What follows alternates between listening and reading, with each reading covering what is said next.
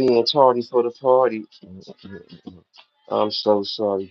Being tardy for the party. I'm so sorry. Being tardy for the party. I'm so sorry. Being tardy for the party. It's done. You better put your hands in the air. Put the thumbs up. Put the thumbs up. The thumbs up. Put the thumbs up. Let me pour the cup up. Let me pour the cup up. It's done. Leave baby time to turn up. Grab your drinks. Grab your water. Grab what you order. Oh.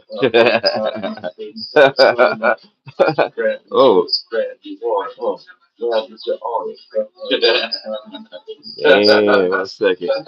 Oh, bang. Happy Friday. Much love. We did it. You know what I'm saying? It was a rough week. It was a rough week, boy, but I made it. I survived that motherfucker, boy. I was under the damn gun, like, boom. Oh, shout out to everybody in the chat. No Diddy, no Diddy, no Diddy, no doubt. No Diddy, no Diddy, no Diddy, no doubt. No Diddy! You know, OMG. Diddy, Diddy, Diddy, Diddy, Diddy. So yeah, Diddy, he crying for his hint. Let me out, Judge. Let me out. Help me. And I understand. I'll be doing the same thing. Who wants to live in prison? Nobody does. Anyway, and then what we got? The Prez, man, the Prez got enemies. The Prez versus everybody, bro. That's what I wanted to say. And then Charlie Kirk, we just gonna get into different Charlie Kirk things, and then man, R.I.P. to Assata Shakur. That's gonna piss a lot of people off when I say that and bring that topic up. If y'all don't know who that is, that's Tupac's godmother. She was a Black Panther on the run, man, a villain on a hitchhike. Woo! You feel me? And then we gonna discuss all the trending topics, man. Even that shooter out there in New York that's from out here that drove. He been, I guess, officially diagnosed with CTE. Oh my God, it's a lot. It's a lot to cover, man. But before I keep going, we have some wonderful people in the jam chat. We got personal protection in the building. We got shout out to Rockstar in the building. Shout out to Rockstar Torn. Get your stuff, Rockstar Torn. Shout out to Rockstar Torn. They be donating like a motherfucker. Yo, what up, Don Easy? What up? What up? What up? What up? What up? Everybody like the video, subscribe. And he said, yes, sir, man. That glass of wine to look good. Let me get some of that Stella Gross. Oh, I ain't got that Stella Gross. I got that Stella Gross. I got that Stella Gross. It's almost it's done. I got another one. I just finished the one from last Friday, and now I'm here. And everybody tilt your glasses in the air. It can be water, it can be juice, it, it can be coffee, it can be espresso, whatever you're drinking right now. Toss it in the air and say the longevity and prosperity. You know what I'm saying? Good health, good wealth, mind, body, and soul, and good energy, good vibes, knowledge, wisdom, understand. That's what I be praying all the time. But anyway, all right, y'all. Peace and blessings. I made it. Man, it was a tough week, but I did it. I completed the mission. Whew. Oh, now I can relax. Let me have a drink, man.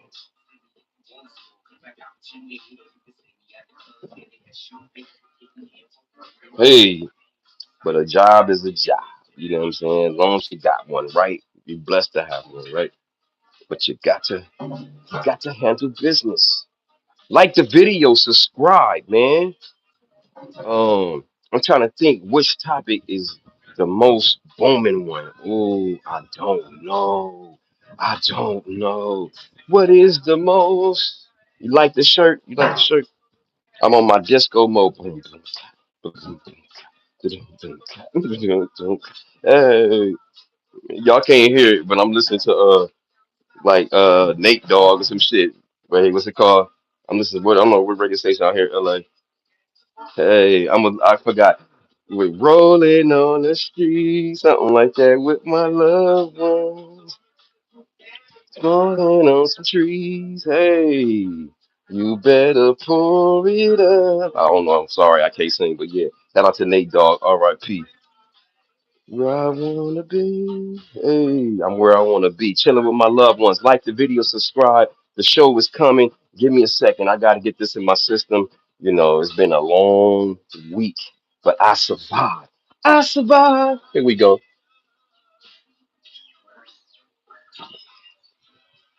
Wow, they are playing Skilo right now. Wow. Damn. I love it. I was a part of it. Hey, they playing on it. I used to tour with that. What? It's a radio station that LA playing hello. Ski love. Taller. What's it was a baller. Yeah. Shout out to y'all. Ah, took me back a little bit. Good times. Oh, I was right there, man.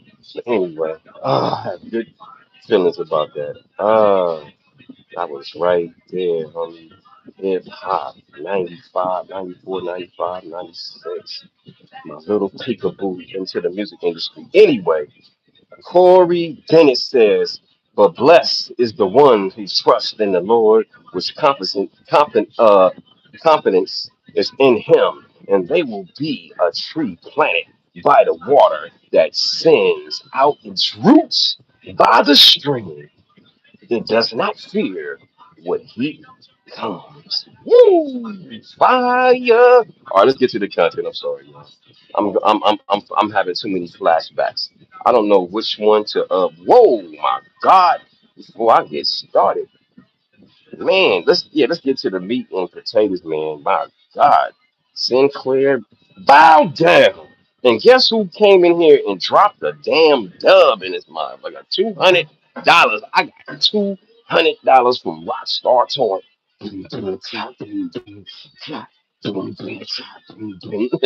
Shout out to Rockstar Toy. Rockstar Toy.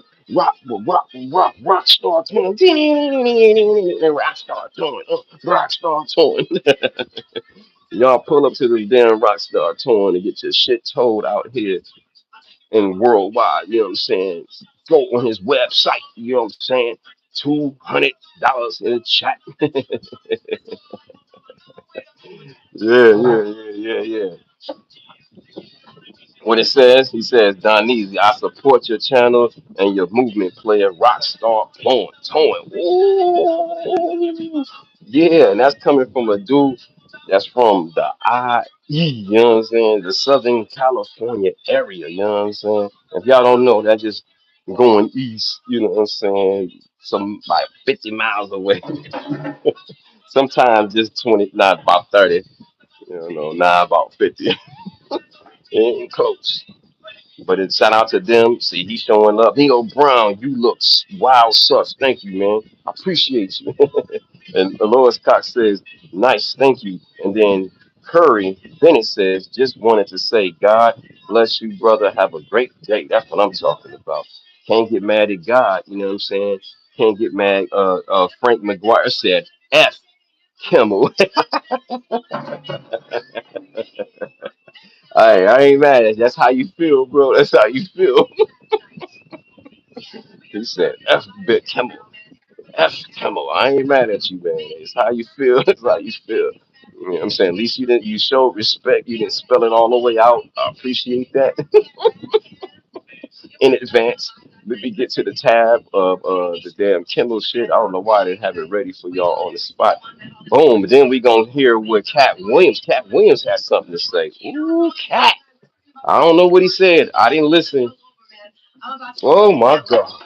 Let me cut this radio off. Off, testing. One, two, three. It's your boy Don Easy TV. One, two, three. Here I come in your window, yeah. Make sure, girl, that you single, yeah.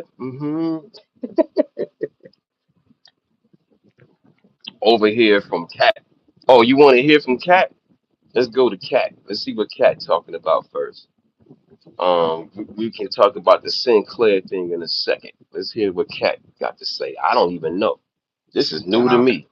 In the midst of Jimmy Kimmel almost being permanently pulled from TV. Hold up, one second, one second, one second. This is from Hype Plus. Fair use.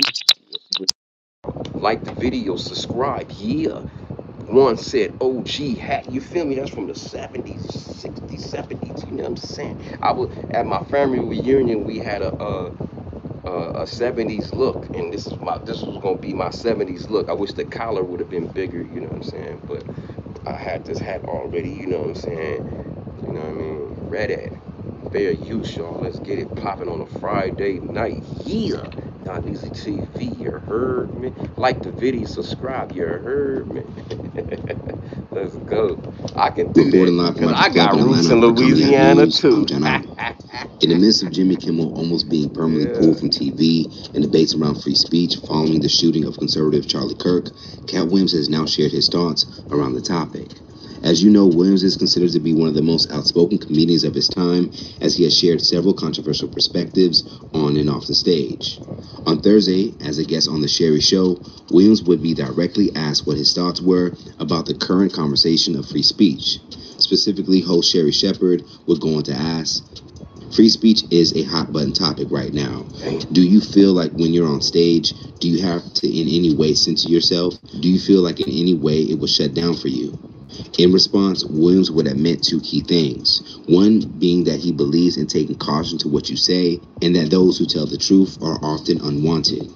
I think you're asking me, if you were to drive 100 miles an hour, would you be more cautious? I think the answer should be yes.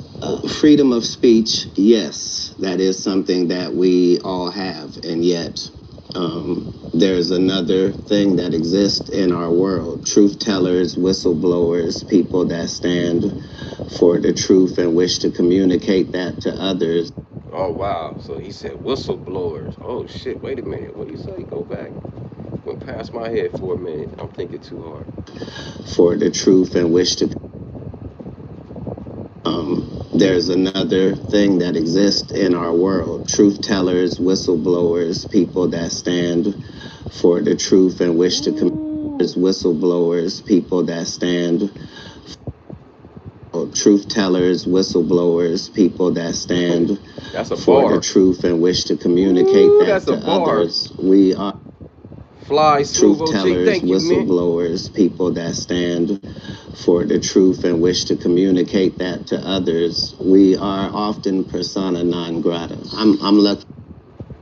Truth tellers, whistleblowers, people that stand for the truth and wish to communicate that to others. We like truth tellers, whistleblowers, people that stand for the truth and wish to communicate that. One more time.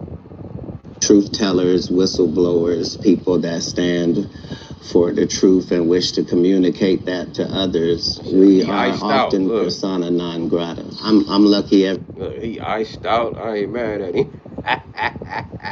Cat knew the world was gonna be watching. Okay, let me get that big Pandora. I want the big Pandora hat that you can ever get. And I want the glasses to match the top. And then I want the blend my shirt with the glasses and the hat. Can you do that for Cat? Every day to wake up as an American in the greatest country in the world, and I never lose sight of that. As mentioned, Williams' statement would come 2 days after Jimmy Kimmel would finally return to air on ABC after he was temporarily pulled for comments he made while discussing Charlie Kirk's shooting. We hit some new lows over the weekend with the MAGA gang desperately trying to characterize this kid who murdered Charlie Kirk as anything other than one of them, and doing everything they can to score political points from it. FCC Chairman Brendan Carr would go on to give Kimmel and his partners a warning for his comments, followed by media giant Nexstar announcing they were going to stop airing Kimmel's show across their network. Nexstar and Sinclair. But Sinclair folded. Oh, they folded. They folded. Nexstar gonna be next. They gonna fold next too. Here we go. Fair use. Let's go. He said, "How you doing, Lois Media's Cox?" battle against censorship isn't new. Back in 2022, while speaking to Arsenio Hall, Williams would admit that free speech was under attack, following several comedians being publicly canceled for jokes they made at the time.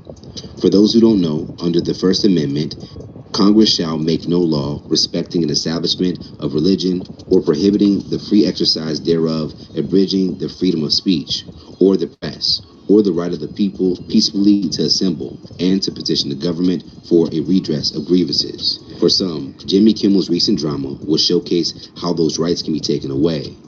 Online host Joe Rogan would issue his own warning about those on the right who were happy about Kimmel almost being canceled for his Charlie Kirk comments, suggesting that what happened to Kimmel is now what can happen to them. First of all, ooh, uh-oh. Now you got the right. He right to me. I know he moderate to y'all, but to me, Joe Rogan to me is right like a motherfucker. He is fully right. And there's nothing wrong being, you know, whatever you want to be, but he ain't moderate to me. Fair use. I definitely don't think that the government should be involved ever in dictating what a comedian can or cannot say in a monologue. That's fucking crazy. And if people on the right are like, yeah, go get them. Oh my God, you're crazy. Because this will be used on you. Yeah, let them say the government. Exactly. It will be used on you too. It will be used on you too. Got to be careful. Here we go. Fair use. Look. Fair use. Tell them. This will be used on you. Yeah, let them say the government should be involved in censoring people's. Oh my God, you're crazy. Because this will be used on you. Yeah. This will be used on you. Yeah, let them say. This will be used on you. Yeah, let them say the government. This will be used on you. Yeah, let them say the government should be involved. This will be used on you. Yeah, let them say the government should be involved in. This will be used on you. Yeah, let them say the government should be involved in censoring people's speech. Yeah, let them support that. This will be used on you. Yeah, let them say the government should be involved in censoring people's speech. Yeah, let them support that. As far as the rest of Williams' interview with Sherry Shepherd, woo, it's hot. Ooh, we in here heavy. Like the video, subscribe, dude. Yeah.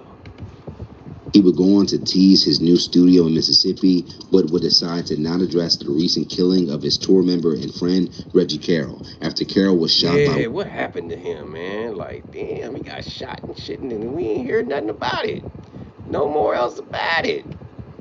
I just want to know, you know. I don't want to after Carroll was shot by Williams' former bodyguard. No new official details have emerged around the shooting.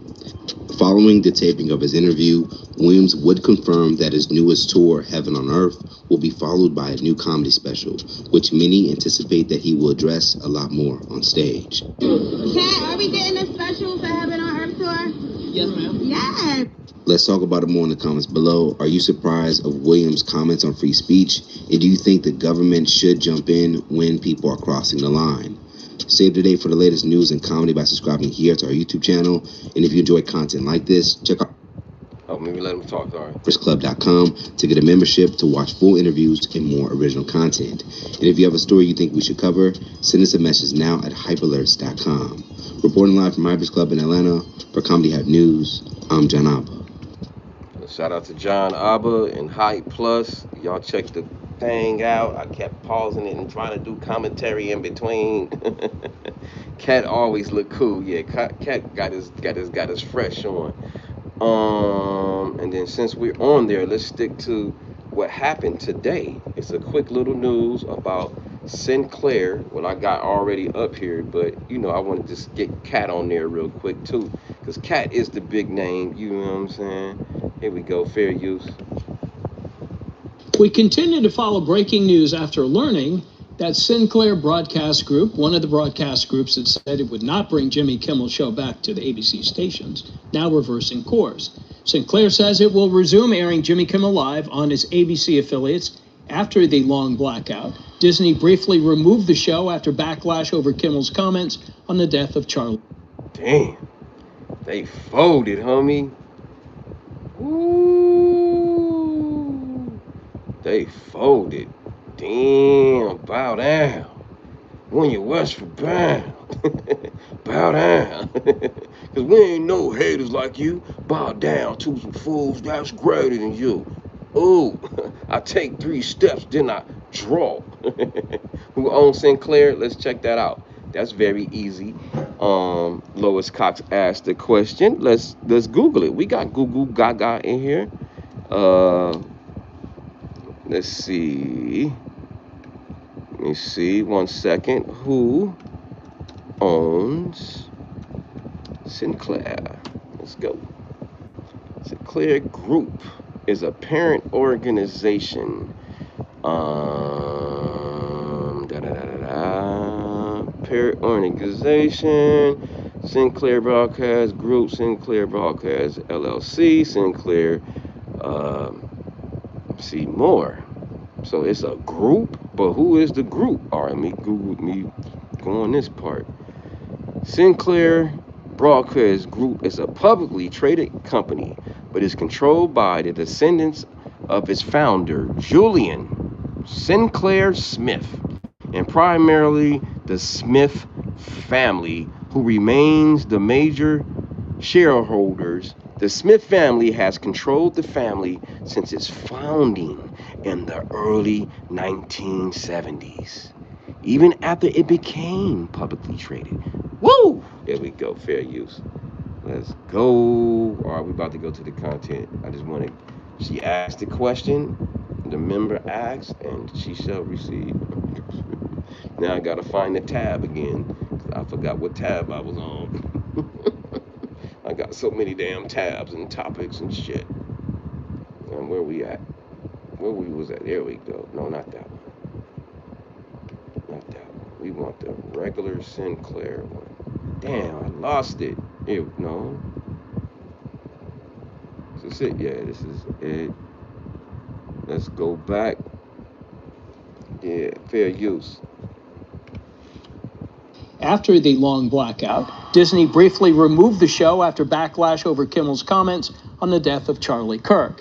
After Disney brought the show back, Sinclair announced plans continued to follow breaking news after learning that Sinclair Broadcast Group, one of the broadcast groups that said it would not bring Jimmy Kimmel's show back to the ABC stations, now reversing course. Sinclair says it will resume airing Jimmy Kimmel Live on its ABC affiliates after the long blackout. I don't know. Disney briefly removed the show after backlash over Kimmel's comments on the death of Charlie Kirk. After Disney brought the show back, Sinclair announced plans to continue preempting it.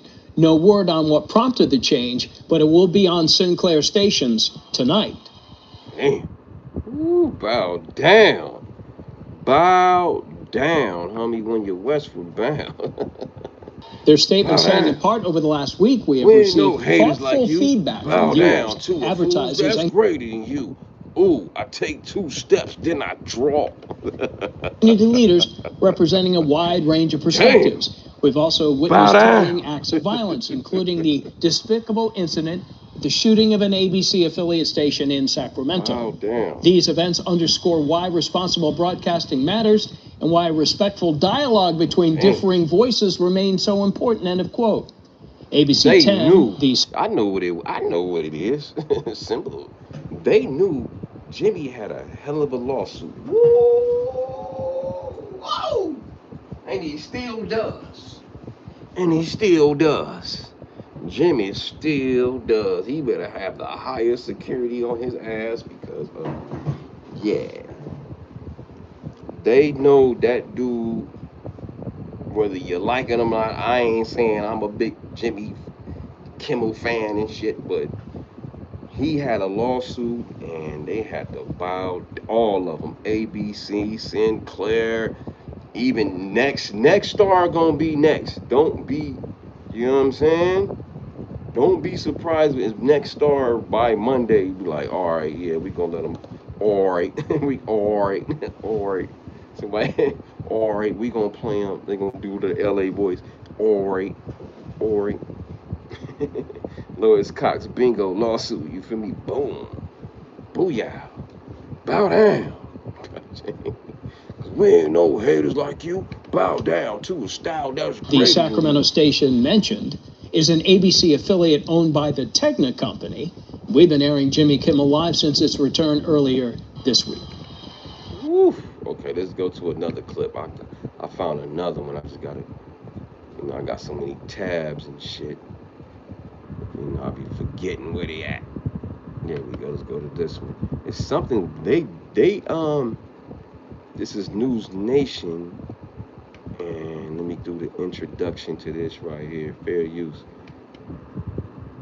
Of the ongoing backlash here. But this also has just reignited a debate about where the future of broadcast stands at this. Let's go back a little bit. A $6 billion deal to acquire rival broadcaster Tenga. Now this is... Hold on, she about to say some business. Continues, but we did hear from major affiliate Sinclair Broadcasting announcing that it would resume airing the program beginning tonight, Friday night show, while fellow broadcaster next... Ooh, bow down. Bow down, homie, when you westward bound. Ooh, bow down. Listen. Continue to refuse to carry it. Now, Nexstar's decision comes just about a month after it announced a $6 billion deal to acquire rival broadcaster Tenga. Now, this is a... Ooh, they just got a deal. You just heard that? You heard that? Rewind. Oh, this is a business move. They like, shit, if you want us to, you want them extra billions, you're going to have to put Jimmy back on the air. Oh, no problem. Jimmy's back. Shit. Let's get this deal done. Fuck what the president talking about. No disrespect to the Prez. I'm just saying that's what they said. That's what Sinclair broadcast. They like, shit. Love you, Prez, but shit, if we sign Jimmy, we get an extra Billy. Fair use, allegedly. Here we go, fair use.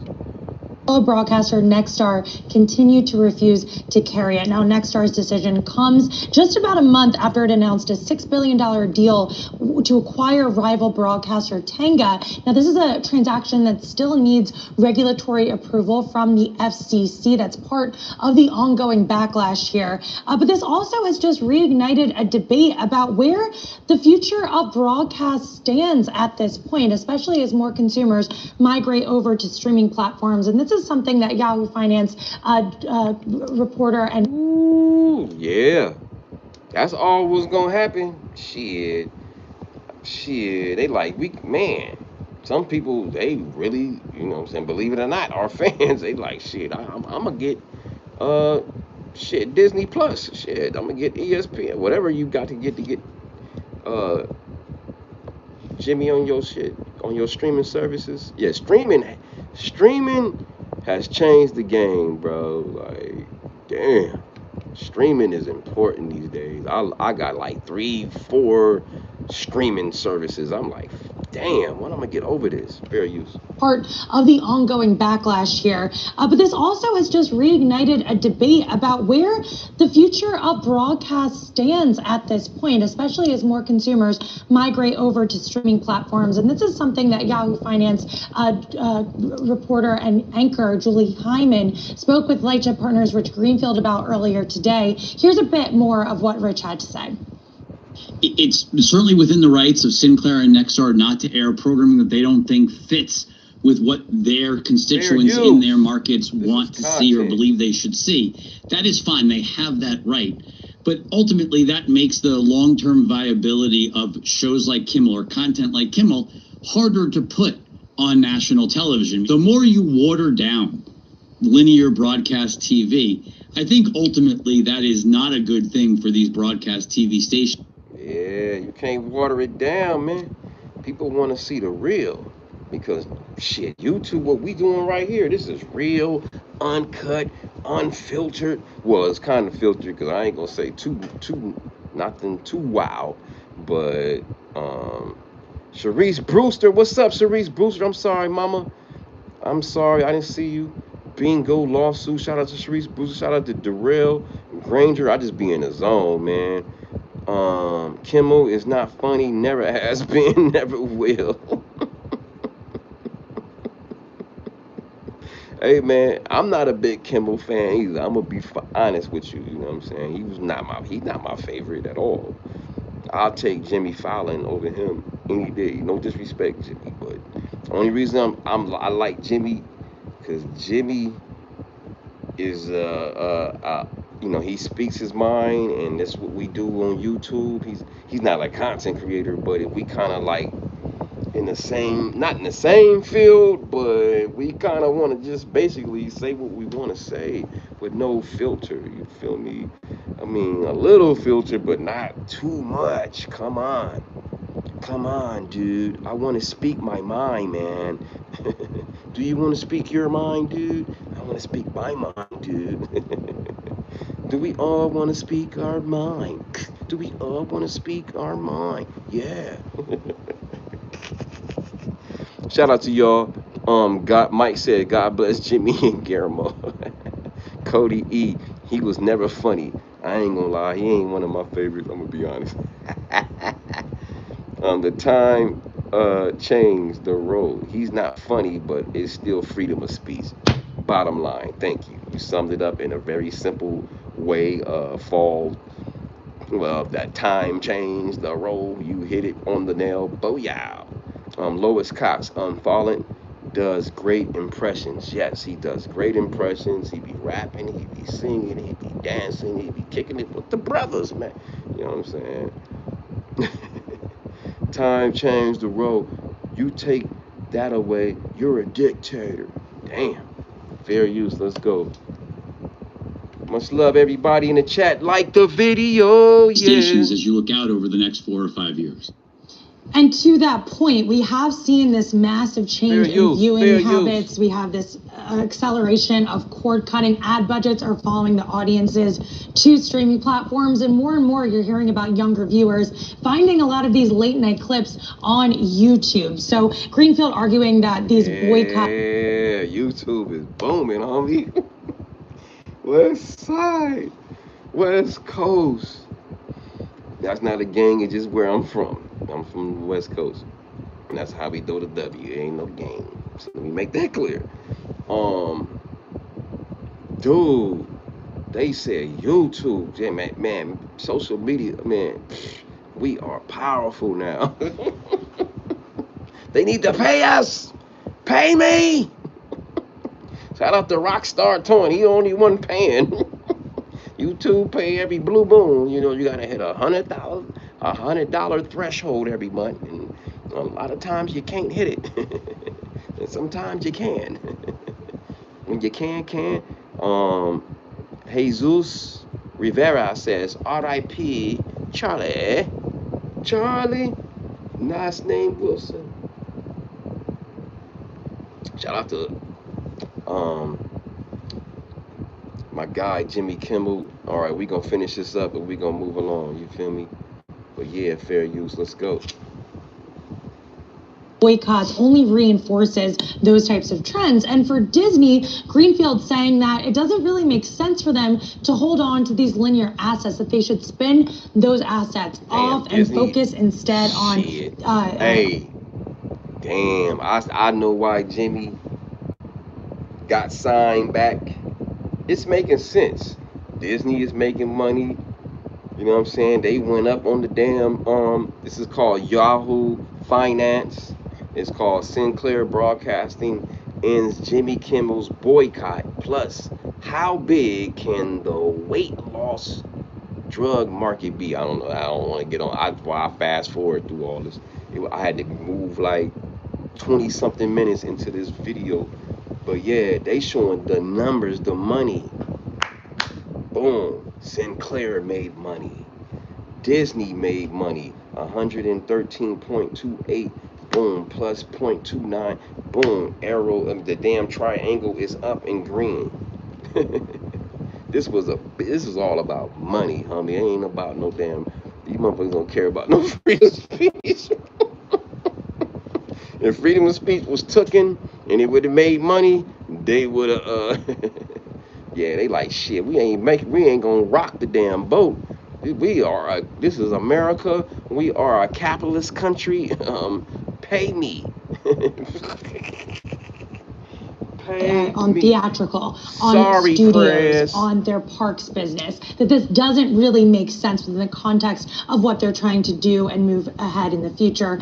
We just saw that Disney raised prices for the 4th consecutive year across its various streaming platforms. This coming as they're really trying to. If it don't make dollars, if don't rock the damn boat. Don't rock the boat. Well, we on the 70s, right? Don't rock the boat. Don't rock the boat, baby. Don't rock the boat. Don't rock the boat. They was like, shit, don't rock the boat. Shit is booming. Fuck what the president talking about. No disrespect. But shit, they chose. ABC chose. Sinclair chose. Disney chose. They chose. we on some sappities, right? This is some pimping or something. No, he's not messing with y'all. Yeah. What we talking about? You know? What Lois Cost talking about? Don't rock the boat. Don't rock the boat, baby. Don't rock the boat. Don't rock the boat. Oh, ABC who, right? Who? Is it me? You. You? Me? You. Is it you? Is it gonna be you? Is it gonna be him? And was it gonna be you? Man, them motherfucking billionaires chilling. They like, man, things is booming. Man, forget Donald.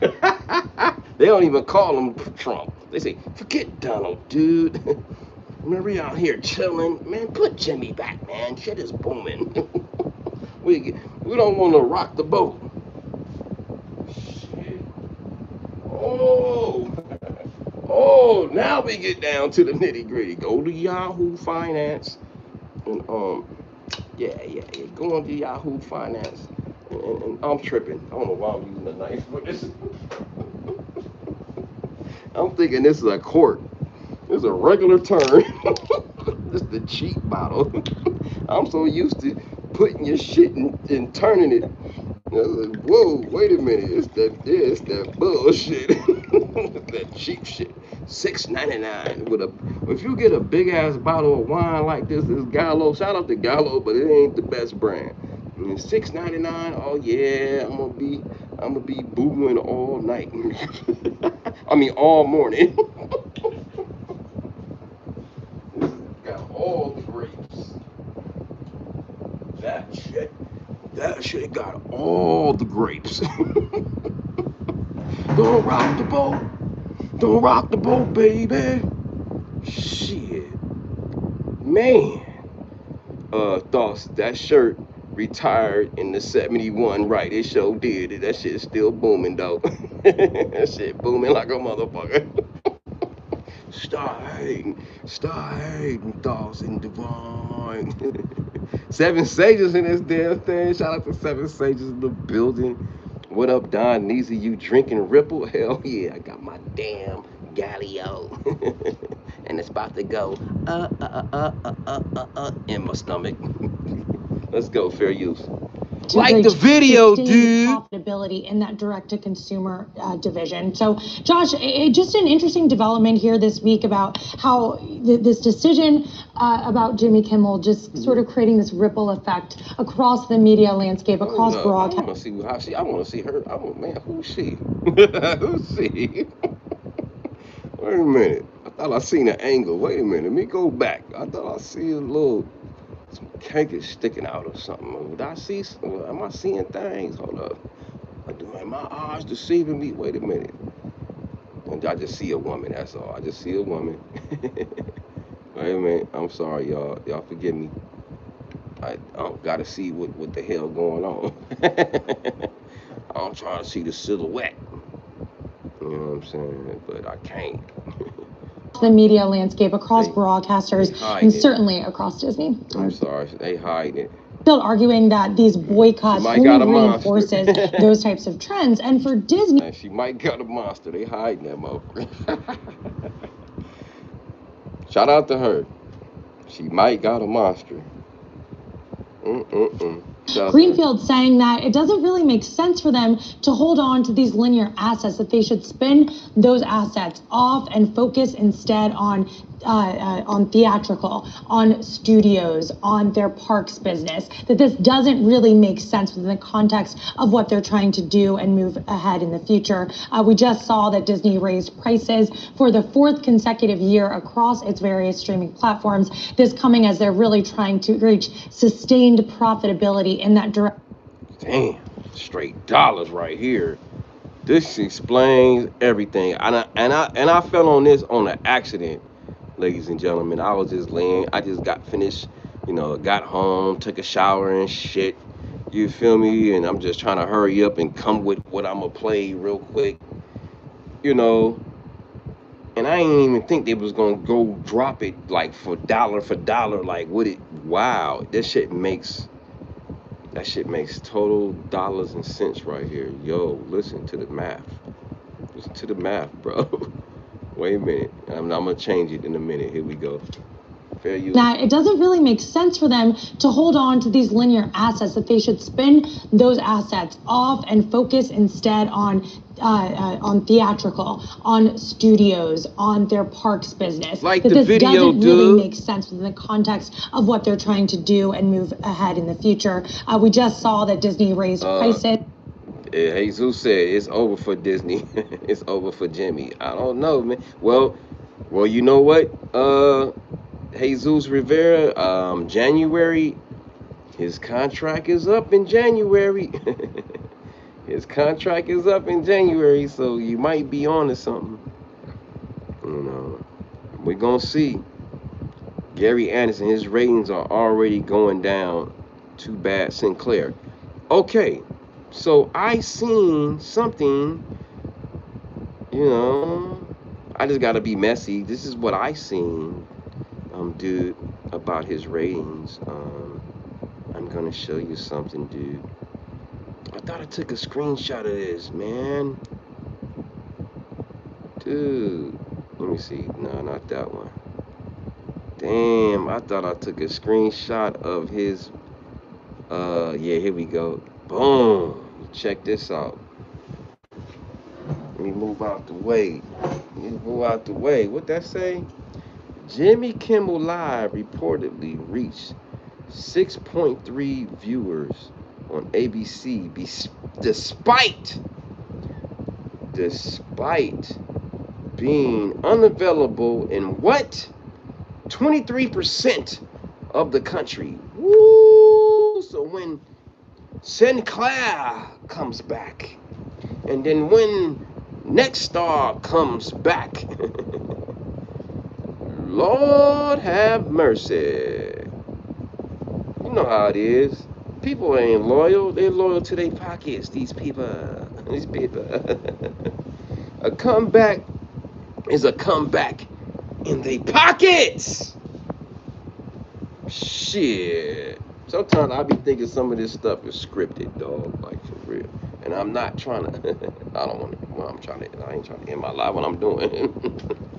Yeah, I just allegedly. Allegedly.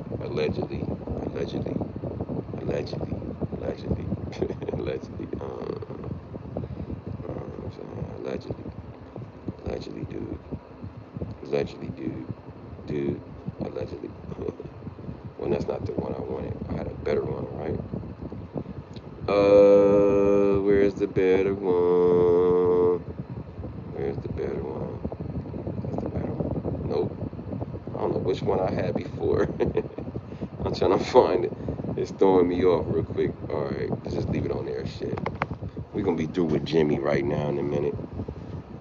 Disney played hardball versus them broadcasters. Disney, they can cut my programs. Their audience enjoys. Seven Sages said all that.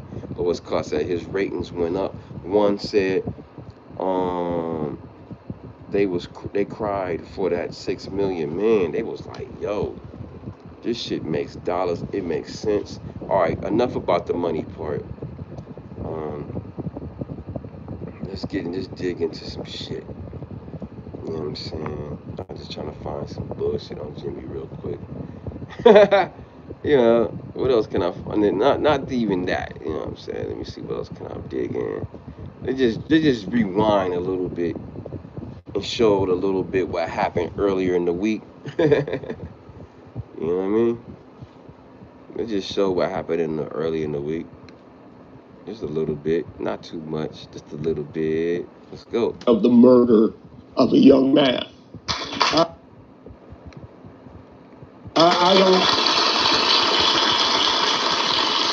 For those who think I did point a finger, I get why you're upset. If the situation was reversed, there's a good chance I'd have felt the same way. I have many friends and family members on the other side who I love and remain close to, even though we don't agree on politics at all. I don't think the murderer who shot Charlie Kirk represents anyone. This was a sick person who believed violence was a solution, and it isn't.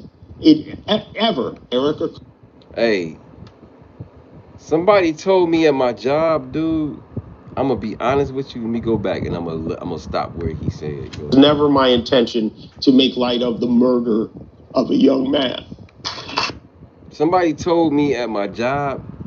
I don't know how true this is. I'm just telling you. Somebody said at my job. He told me. He's like, man, I watched that dude a lot. He was like, he do that all the time through his show, like all through the season. He know how to cry. I said, what you talking about? I see like an actor or something. He said, yeah, he does. He done it more than this what you just seen right here. I don't know if that's I don't know if that's true, y'all. Can y'all help me? Can y'all tell me? Do Jimmy be crying like that a lot of times throughout his show in the past? Does his voice quiver like it quivered here? Y'all tell me. The dude told me, yeah, man, it's been multiple times, dude. He been crying on multiple shows. Make light of the murder of a young man. I don't. Y'all hear him quiver like that before? Lois Cox said, "What's up, Charles Brown? What's up, Stacy Galore? One in the building." The cry was that. I mean, man, yeah. Lois Cox, he's emotional, but I don't think those are fake tears. I don't think those are fake tears. Okay. Let me take my damn. I can't see shit. Militic says he's very emotional person. I watch him a lot. Oh, see, somebody told me at my job he be crying like that a lot. Stacy Galore says I definitely seen him cry before. Uh-oh. Uh-oh. The chat is saying they seen his ass cry before. Oh, shit. Excuse my language. That's Anita Smith says, any ideas of how to bring Jimmy back on all stations? My local station in Dayton, Ohio, WKEF, still won't show it. Okay, you must be under the Next Star situation. So you gotta go definitely. You gotta just spend like $5 to $7 on the damn. You know, you can get a free trial for about a month and shit. I'm just allegedly that's how it go. You know what I'm saying? You can allegedly, you know what I'm saying, go on their site and get like a month trial for free and then pay $5.99 to $8. I don't know which one it is. And you'll be good. You know what I'm saying? If you can't get it in your city, you just gotta download that app and pay that little fee. But you can get a free trial and stop it right before the month is over if you don't want to pay that fee they charge. I don't know what the fee is. I'm just guessing. That's allegedly. Don't quote me on that. You know what I'm saying? Like the video, y'all. Subscribe, dude. Subscribe, man. Subscribe.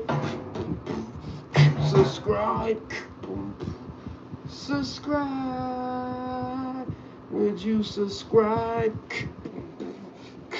Subscribe and like the damn video too, dude. It's for free. The like button is free, man. Double tap the screen, man. All right, let's read some of y'all comments real quick and take my glasses off. Merlando, a modern-day American hero, working hard, help save America and help him, please. Together we stand. Merlando Wright says, Mrs. Cover crying on cue. Ooh, she said, crying on cue. Mrs. Cover said. Smiley, his wife is a producer. Many good actors are friends who could teach him to cry on cue. Damn. Fake crying blackface Jimmy. Just a W boy said that. Enchanted Star 144. He looks rehearsed. Damn. For real? Move, I can't see the headline, Jerome says. 1 second, Jerome. There you go. Jimmy Kimmel live reportedly reached 6.3 viewers on ABC despite being unavailable in 23% of the country. There you go, dude. Jerome said thanks. Joseph Miller. Jimmy cried like that the first time his boyfriend stood behind allegedly. And said it's only hurt for a little bit. Damn, Joseph Miller, you are a cold dude, man. It's not. I don't know if that's true. I don't think that's true. That's going to be allegedly. And to further notice, dude. Anita Smith. Okay, thanks, Don. I will take your advice. First time seeing you. Love ya. Love you back. Yeah. Trump is pissed. Yeah, man. Let's go. All right, let's move around. Let's finish this last one, and I'm done.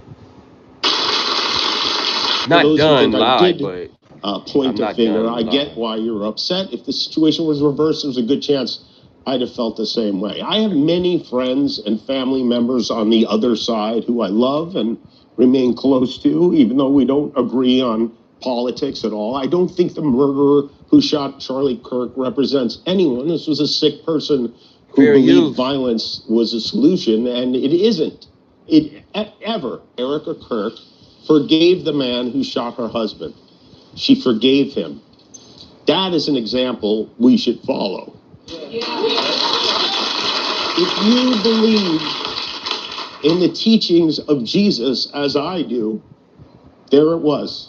That's it.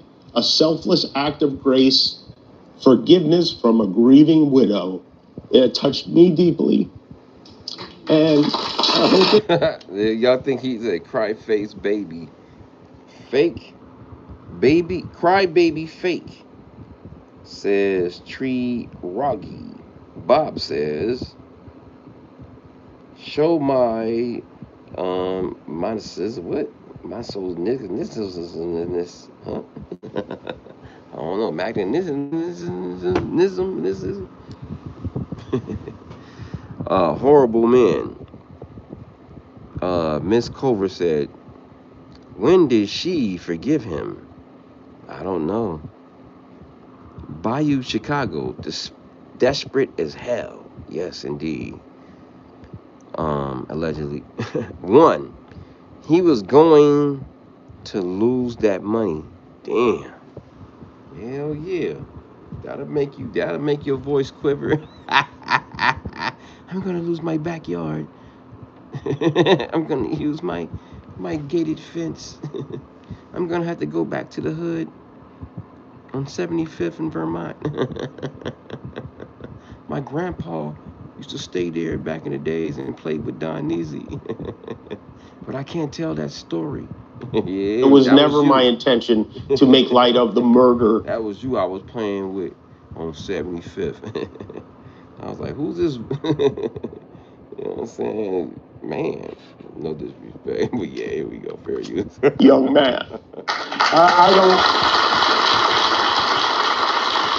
don't... For those who think I did point a finger, I get why you're upset. If the situation was reversed, there's a good chance I'd have felt the same way. I have many friends and family members on the other side who I love and remain close to, even though we don't agree on politics at all. I don't think the murderer who shot Charlie Kirk represents anyone. This was a sick person who believed violence. Yeah, see, that's the way of apologizing. He didn't say that before. He said, yeah, allegedly paraphrasing. What'd he say? Yeah. I ain't gonna even say it. Here we go. Violence was a solution, and it isn't.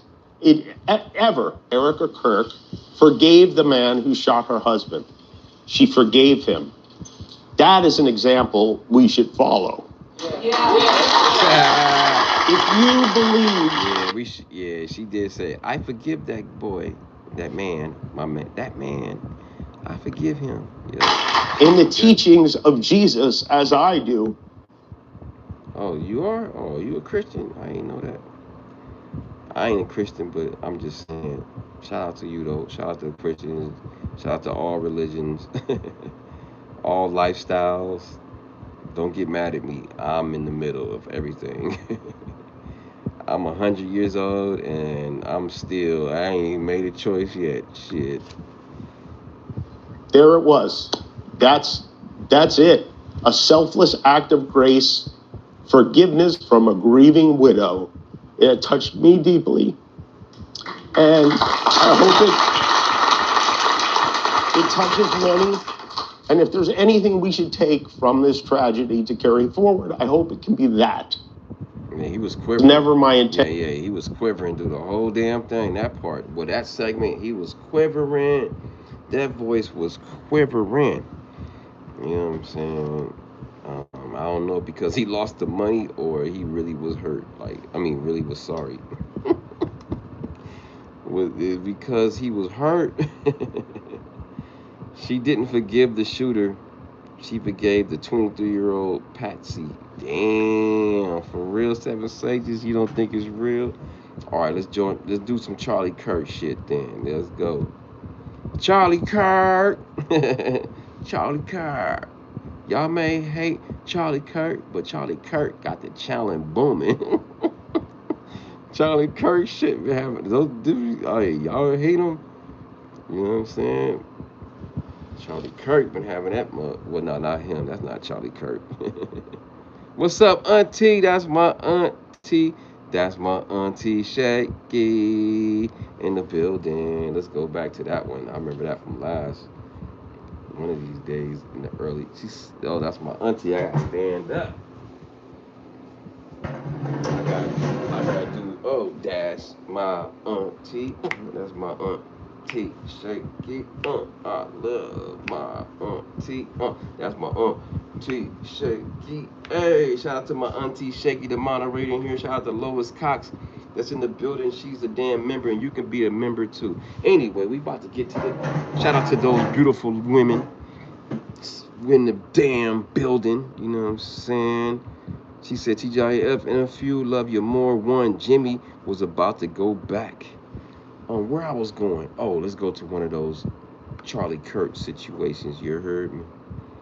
Don, you got to look into the video showing that Charlie Kirk wasn't shot straight on. You got guys like Tucker questioning what happened. Yeah, I know, but I'm gonna go to Joe Rogan in the middle. Y'all told me Joe Rogan's in the middle. I got another clip from Joe Rogan in the middle. Fair use. He set it up in a way that, like, okay, you're saying something that's actually factually inaccurate, right, according to the narrative. Now, let's be real clear. I don't necessarily think they know what's going on yet. There's a lot of weird shit going on with this. I know. First of all, there was that one guy who was the decoy. All right, so you got this guy who's an older guy who starts yelling out. Didn't he take his pants down? Took his pants down? Right. This guy was at 9/11.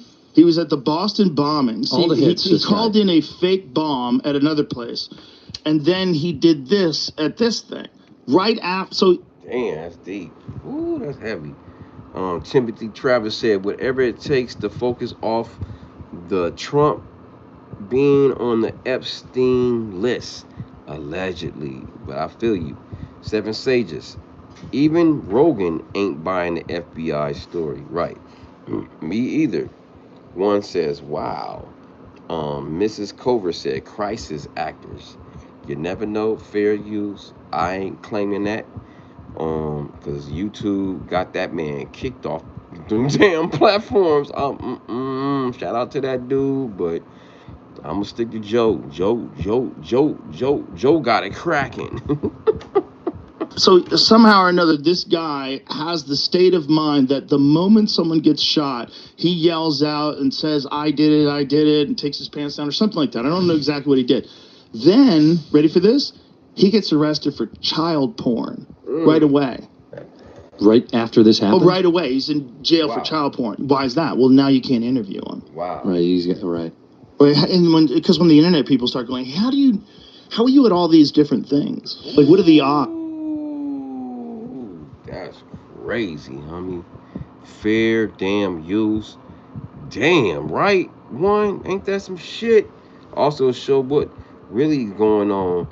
How many pre-planned decoys and diversions at once to cause confusion. Yeah, I did that in the earlier live, but I could pull that up, M. Phillips. That's easy. We know about the dude that was talking about USA, but everybody thought he was happy. But he wasn't happy. He was talking about USA. We covered that early. But yeah, you can watch that one. Yeah, it's like if someone ran it through one of the ChatGPT fucking perplexity things. Like, what are the odds that this guy would be at all those different events and be involved? You know what I'm saying? Like Personal zero. protection in the building. This is the guy. Yeah. You heard me. I just like that the pants down part is just insane. It's like, why is your dick out? I did it. Listen, I'm not saying this guy is an insane. He's clearly insane. Or not. Or he's professionally insane. Right. That's where it gets squirrely. I almost texted you when the Charlie Kirk thing happened. Whoa, that felt good. That was a good one. That man wasn't watching no Kittle and stuff old as he was probably couldn't get it up. Glenn said allegedly on Seven Sages. It's all lies, Don. Allegedly. And bless you. Allegedly. Not messing with you. Thank you, Lois Cox. Salute, Seven Sages. Yeah, let's go. Fair use. Yeah. Let's go. We in here. What happened? Because my antennas went up about. They showed the photo of that kid, or the guy that they have, the 22-year-old. Yeah. Whatever. And I was almost going to be like, dude. Do you think he's got the capability to do that? Yeah, well, listen, there are people that look like that have the capability to do that. Pretty accurate. Nope, no? Not hard. Not. Yeah, I believe that. Yeah, motherfucker getting picked on and, you know, be a nerd motherfucker that, you know, that's low key, that be, you know, getting booked, that, you know, yeah, they build up a anger or shit. Hell yeah, anybody susceptible. Nerd, crazy motherfucker, anybody.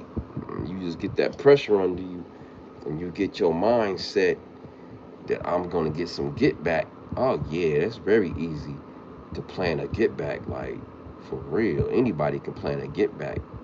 Man, woman, child, boy, whatever. You want that get back? Yeah, you gonna get that get back if you plan it.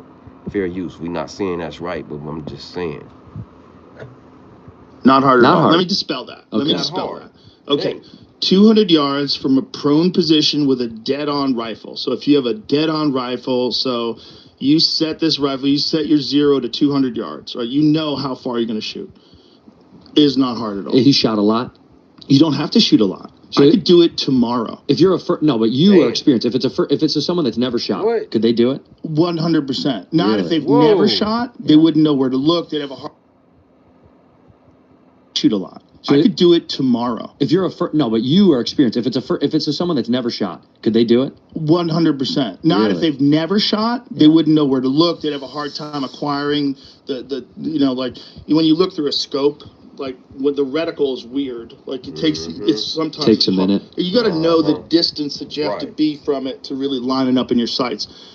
But you could get a guy like my friend Andy Stump, who was a sniper in the SEALs. You could get him, and he could show you how to do it in an afternoon, and then you could hit steel at 200 yards every time you pull the trigger. One day you could learn. Yeah, wow. Yeah, not that hard. Wow. Listen to that one more time. Damn. You get his homeboy Randall, whoever. Damn. Afternoon, and then you could hit Steele at 200 yards. A sniper in the SEALs, you could get him and he could show you how to do it in an afternoon, and then you could hit Steele at 200 yards every time. He could show you how to do it in an afternoon, and then you could hit Steele at 200 yards every time you pull the trigger. One day you could learn. He could show you how to do it in an afternoon, and then you could hit Steele at 200 yards every time you pull the trigger. One day you could learn. Wow. He could show you how to do it in an afternoon, and then you could hit Steele at 200 yards. Like the video, subscribe. One day you could learn. Yeah. Wow. Yeah. In an afternoon, and then you could hit Steele at 200 yards every time you pull the trigger. One day you could learn. Yeah. In an afternoon, and then you could hit Steele at 200 yards every time you pull the trigger. One day you could learn. Yeah. Wow. Yeah. In an afternoon, and then you could hit Steele at 200 yards every time you pull the trigger. One day you could learn. Yeah. Wow. Yeah. Not that hard. Because it feels insane to me. I'm like, that seems tough. It seems tough. It seems tough. We still haven't figured out whether or not the gun that shot Trump had a sight on it. Because we weren't sure if it had a sight on it or if this guy was using... They got a little off topic a little bit. But yeah, man, we're gonna go to another clip. These dudes is going wow. Check out this is valuetainment. They be on that because sometimes think, look, you could tell he thinking. He could tell how he looking right there.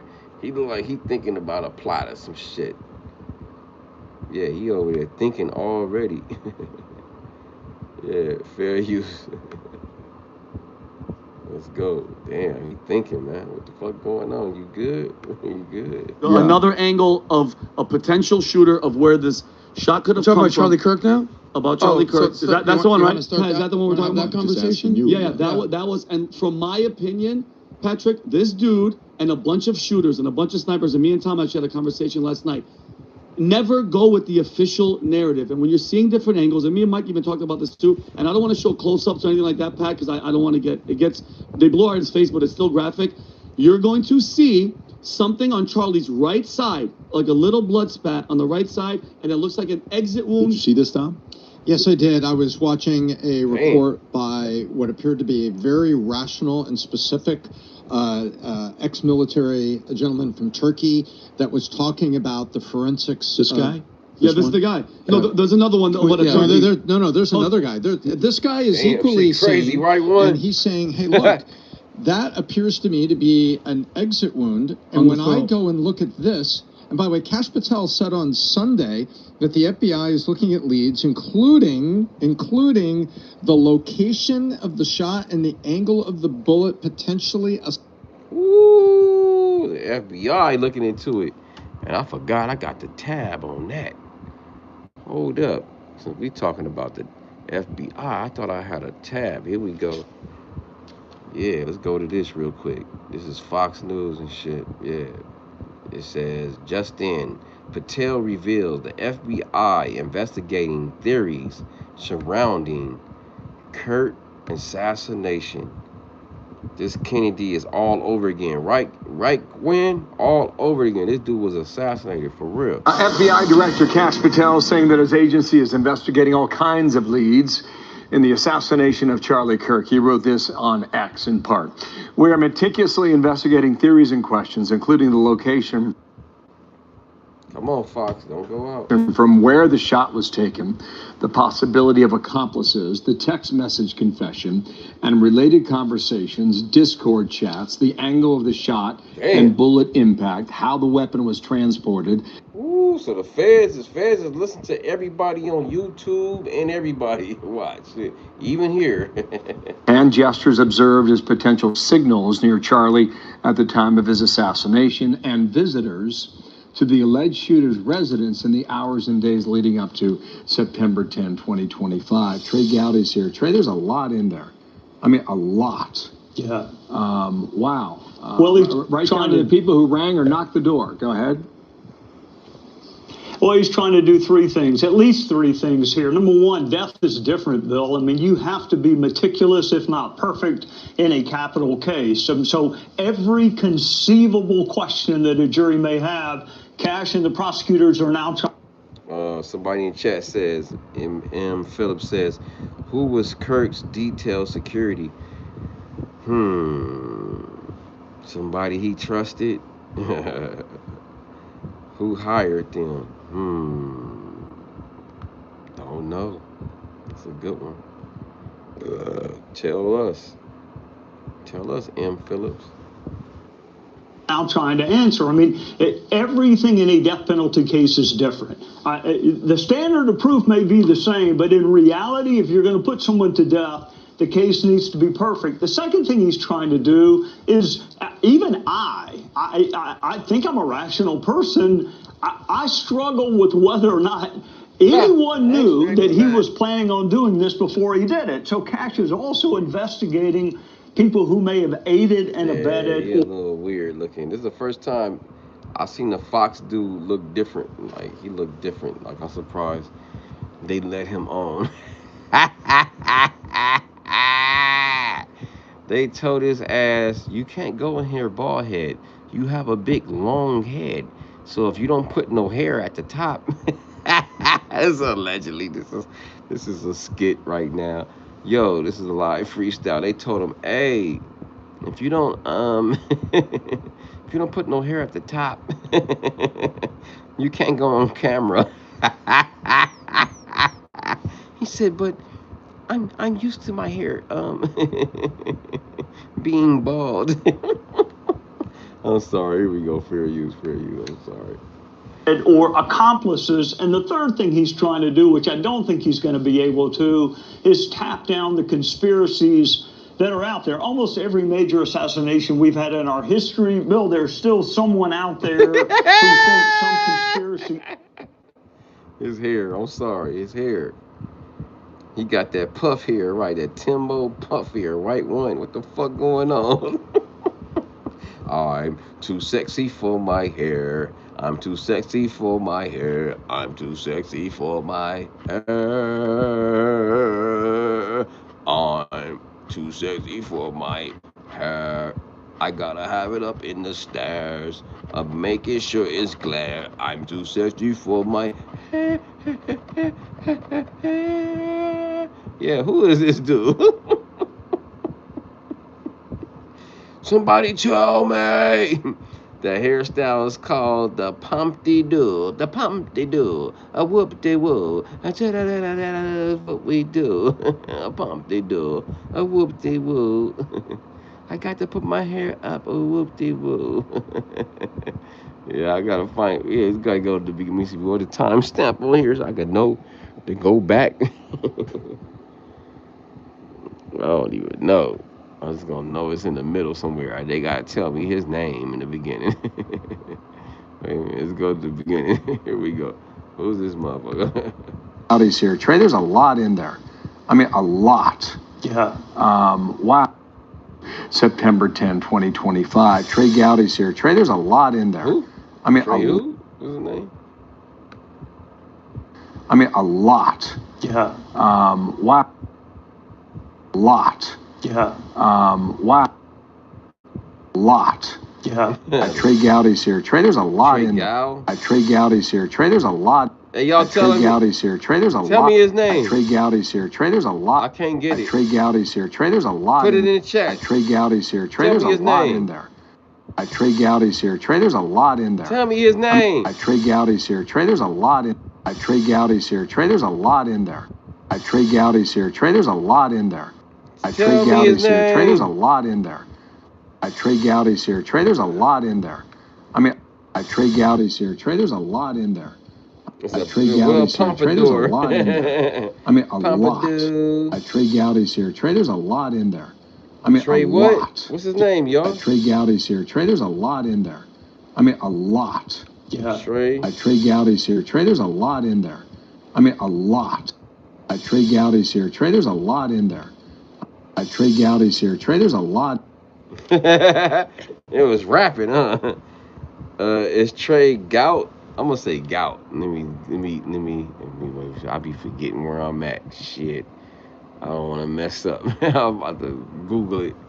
But I'm gonna forget where I'm at. Let's go. This is Trey Gout. A lot in there. Shit. I mean, a lot. Yeah. Wow. Well, enough of him. Right down to the people who rang or knocked the door. Go ahead. I'm sorry.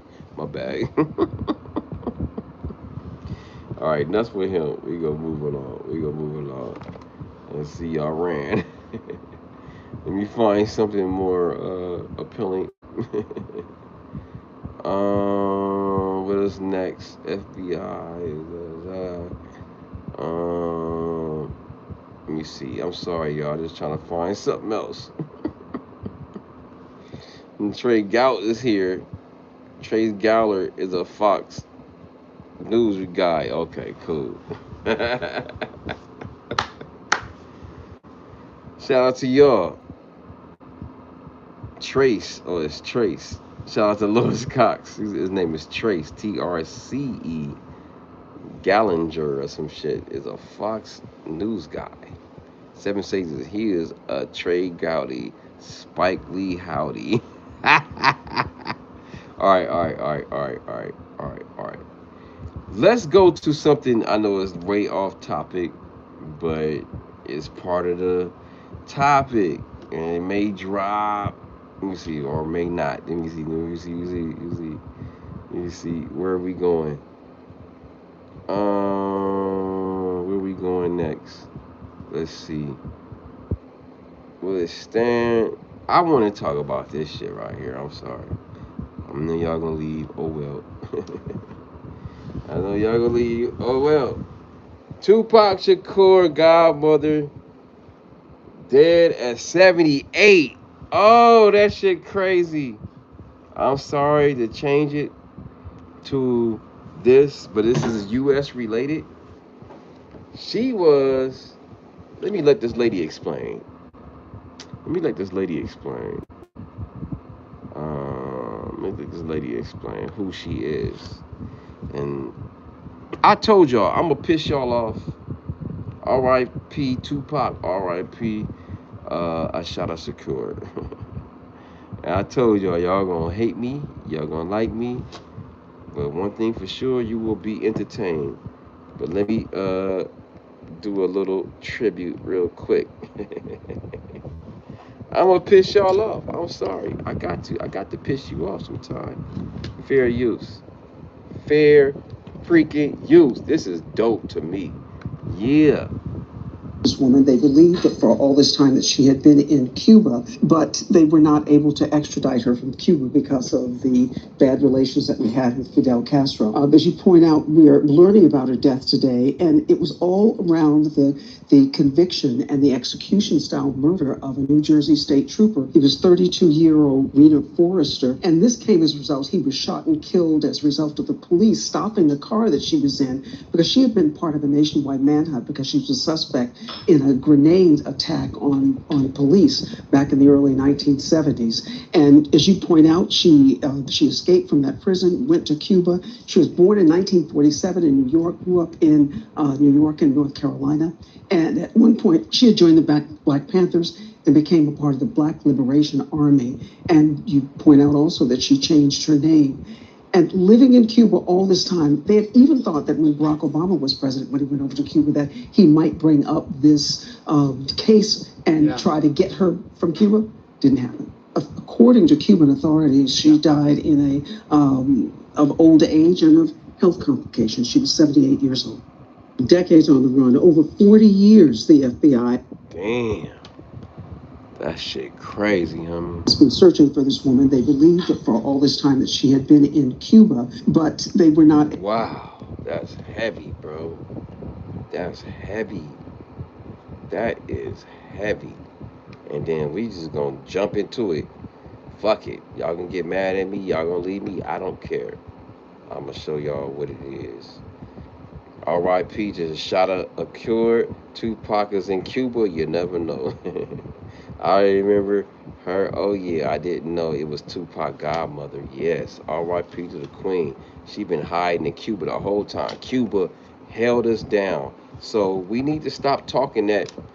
Yes, I'm proud to be FBA and all that shit, but Cuba held down an FBA woman. And yeah, we gotta show respect, fair use. owned a local dance hall, instilled in her a sense of dignity, especially regards to white people. They would tell her things like, "You're as good as anyone else." Let's go back. Let's go back. Fair use. Fuck it. Let's go. We about to start from the beginning, homie. Yeah.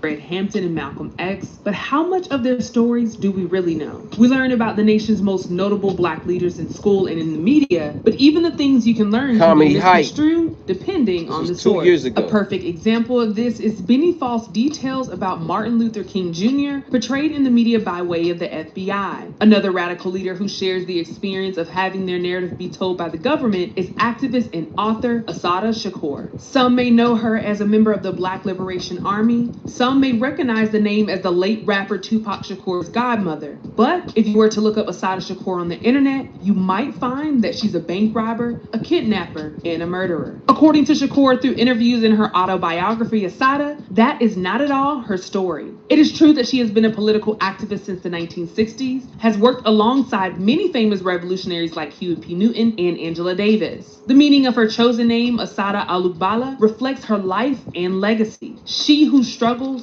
for the people. Her life has been dedicated to the collective struggle for Black liberation. So how did Assata go from activist to FBI's most wanted? This is what you didn't know about Assata Shakur. There is no evidence of the birth of Assata Shakur, at least none that can be confirmed by the FBI. The wanted poster released by the Federal Bureau of Investigation lists Shakur's birthday as July 16, 1947. But in parentheses, it states, not substantiated by birth records. The FBI also notes that Shakur used August 19, 1952 as her birthday. However, look, she was living in Cuba and shit. This is like videos, I don't know when this recorded, 80s, 90s, I don't know when this recorded. This lady was broken out the prison. That shit crazy, homie. Like, you wouldn't think that's like the movies. They went and broke her out. The Black Liberation Group Army, like, went and broke her out, and then she was living from house to house, state to state, and then made it outside to somewhere, and then made it to Cuba, man. And then Cuba, Fidel Castro, you know what I'm saying, held her down, and his descendants held her down all these years and did not turn her in. And they was about to give Cuba like complete, you know, they was about to open up everything for Cuba, and Cuba still was like, nah, we not. And one of the conditions by the U.S. was like, you gotta give up allegedly Assata Shakur, and Cuba stood on business and was like, nah, we ain't giving up her up. Wow, just like 90 miles away from Florida. That's cool. From what, Miami, whatever. Damn, that's gangster, bro. Like, so she was able to live 78 years. Man, that's man. I know she didn't live that's basically an average lifestyle and a little bit longer. But you know, shit, she didn't live in prison. She didn't live in prison. Wow, that's crazy. I was tripping off that. Rest in peace, man. That's dope. I had to throw that in there, man, because I love Tupac so much. You know what I'm saying? That's why I don't fuck with Diddy. You know what I'm saying? That's the main reason I'll be like, no Diddy. You know what I'm saying? Because of Tupac. That was Tupac's godmother. You know what I'm saying? So it wasn't Cuba. What was it? Cuba held it down, man. Damn. Well, maybe she knew about Kirk. Probably so, man. Yep. I had to throw that in there real quick. You feel me? R.I.P. to Hurt. I don't want to go through, you know, but I had to put that in there real quick. Tupac has America deep roots. You know what I'm saying? It's impossible. You know what I'm saying? All right. Next topic. I had to show the queen her respect, man. Shout out to Cuba. We be talking all that shit. Cuba is, you know, held her down despite all the pressure from the U.S., they was like, nah, we not turning her in. That's gangster right there. So shout out to Cuba for that. All right, I'm trying to think where I'm going next. I don't even know. I don't even know. Let me see. We find something in the damn thing that make me deep, go into a deep water. I don't know. I had all kind of pictures, but I don't know where to go next. Oh yeah, this Comey shit. This Comey shit. Yeah, we gotta go into the Comey. Comey saying, I will not kneel to the president. Damn. So I gotta find a tab with that. Yeah, let me find a tab with that. Continue hurling insults. Let me see. I don't want to show that. I want to show homie talking this shit. Well, they, yeah. Where's the Comey stuff? Yeah, we gotta get into the Comey and the Prez. The Prez versus Comey. The Comey versus, the Prez versus Jimmy Kimmel. Now Comey. But I gotta find a tab for that. I'm sorry, y'all. I got a lot of damn tabs up. Like the video, subscribe, dude. We just show this one then. Fuck it. I don't know where else to go. Yeah, let's go. Fair use. We begin tonight with a bombshell indictment against former FBI Director James Comey, a prosecution that President Trump says could be the first of several to come against his political rivals. Good evening, everyone. I'm Elizabeth Vargas. Comey is expected to appear in federal court in Virginia on October 9th for his arraignment on 2 charges of obstruction and perjury. His indictment alleges he falsely testified to Congress in September of 2020, and by doing so, that he obstructed a congressional proceeding. It all has to do with this exchange with Texas Republican Senator Ted Cruz. On May 3rd, 2017. That's a little better. In this committee, Chairman Grassley asked you point blank, quote, have you ever been an anonymous source in news reports about matters relating to the Trump investigation or the Clinton investigation? You responded, somebody's legs is right there. Damn. Never. Whoa, wait a minute. I just noticed, like, it's a woman's legs right here. She got some nice legs and shit. I didn't notice that. What the fuck is that? What the fuck going on? They got legs like right by his face. How he not gonna look that way? It's a natural man instinct to look. You see muscles on her legs and shit. Damn. The fuck going on? Fair use. I don't know what the hell going on. Why is this at some meeting with the Congress or whatever, the Senate or whatever, the House of Representatives? I don't know shit. I asked you, quote, have you ever authorized someone else at the FBI to be an anonymous source in news reports about the Trump investigation or the Clinton administration? You responded again under oath, no. Now, as you know, Mr. McCabe, who works for you, has publicly and repeatedly That's crazy. stated... I can't concentrate. Who the fuck is this back here? That's crazy. Somebody's sitting behind him. That shit crazy. I don't know, man. Leaked information to the Wall Street Journal and that you were directly aware of it and that you directly authorized it. Now, what Mr. McCabe is saying and what you testified to this committee cannot both be true. One or the other is false. Who's telling the truth? I can only speak to my testimony. Right, I stand by what the testimony you summarized that I gave in May of 2017. Comey says he is innocent in all of this. The former FBI chief declared he has faith in the justice system in a social media post late last night and said he is ready like to the video, subscribe at trial.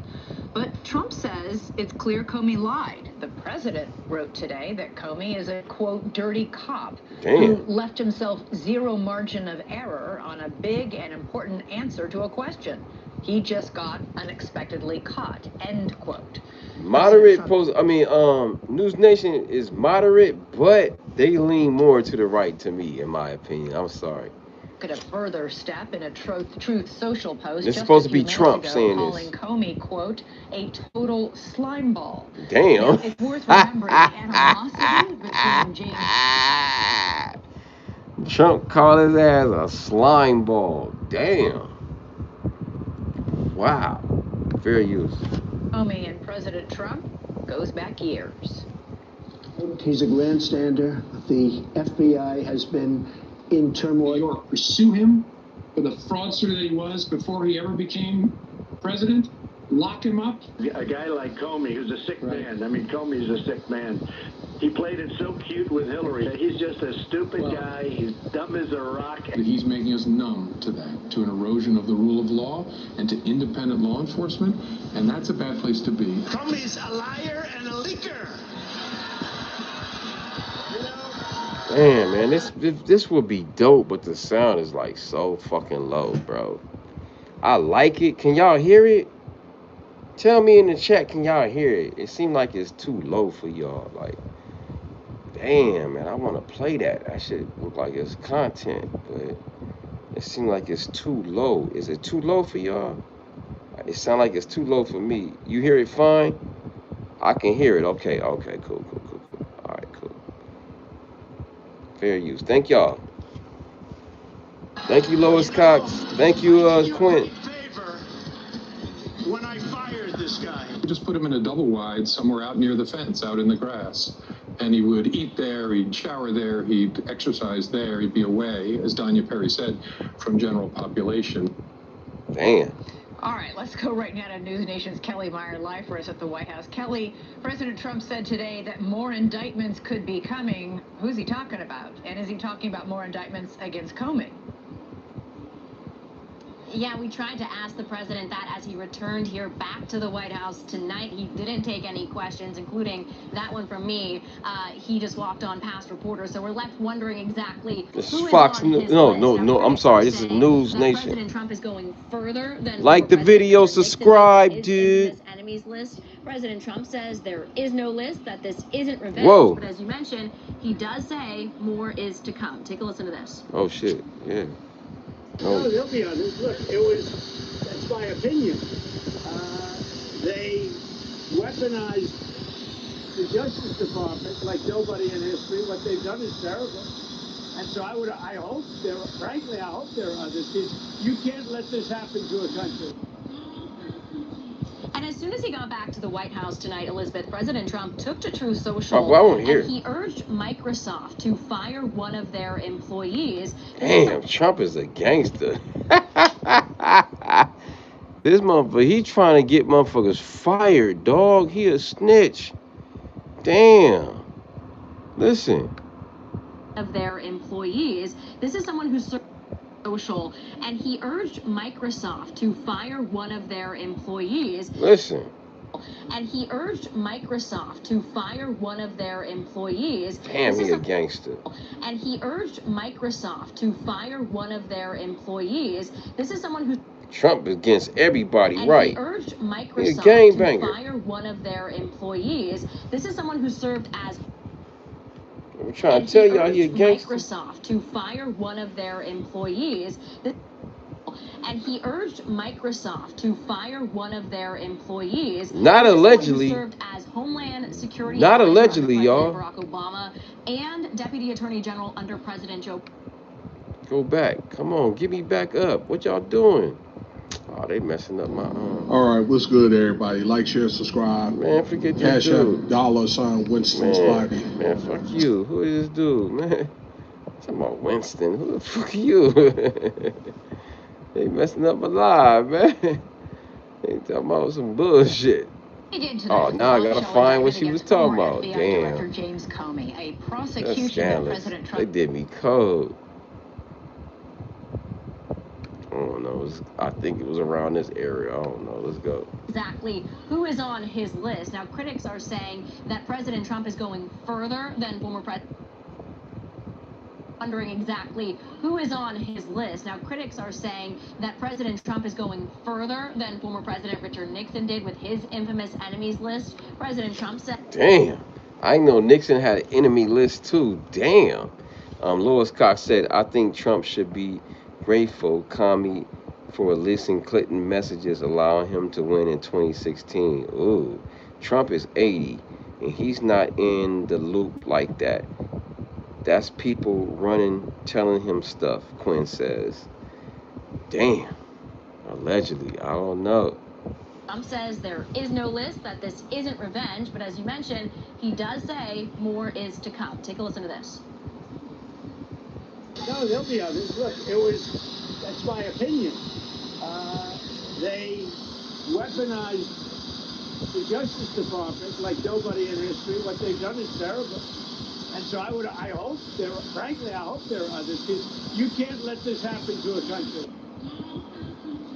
And as soon as he got back to the White House tonight, Elizabeth, President Trump took to Truth Social and he urged Microsoft to fire one of their employees. This is someone who served as Homeland Security Advisor under President Barack Obama and Deputy Attorney General under President Joe Biden, Lisa Monaco. He calls her a, quote, menace to national security and called for Microsoft.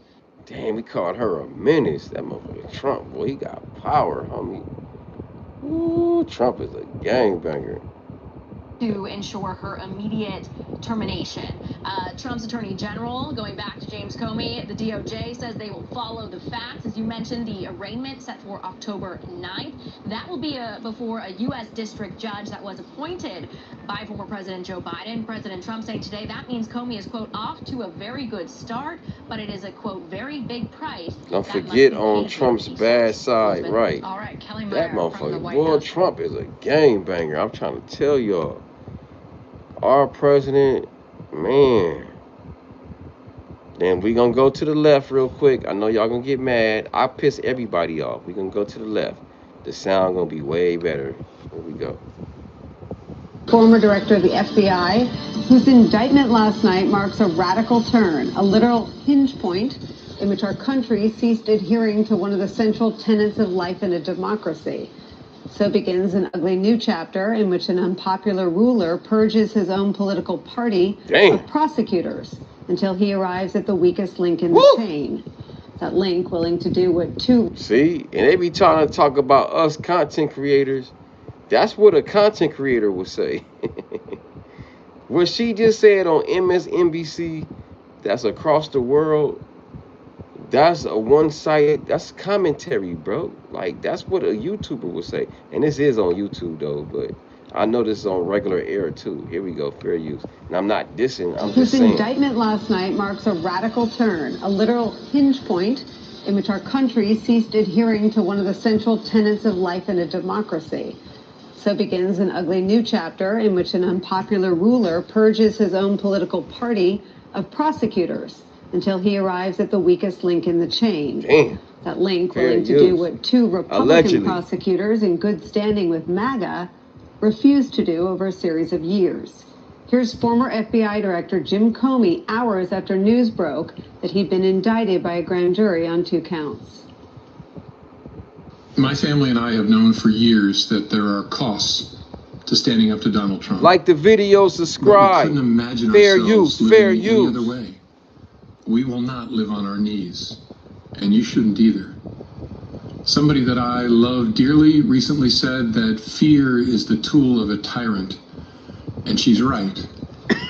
But I'm not afraid, and I hope you're not either. Oh yeah, 1 second. I hope instead you are engaged, you are paying attention, and you will vote like your beloved country depends upon it, which it does.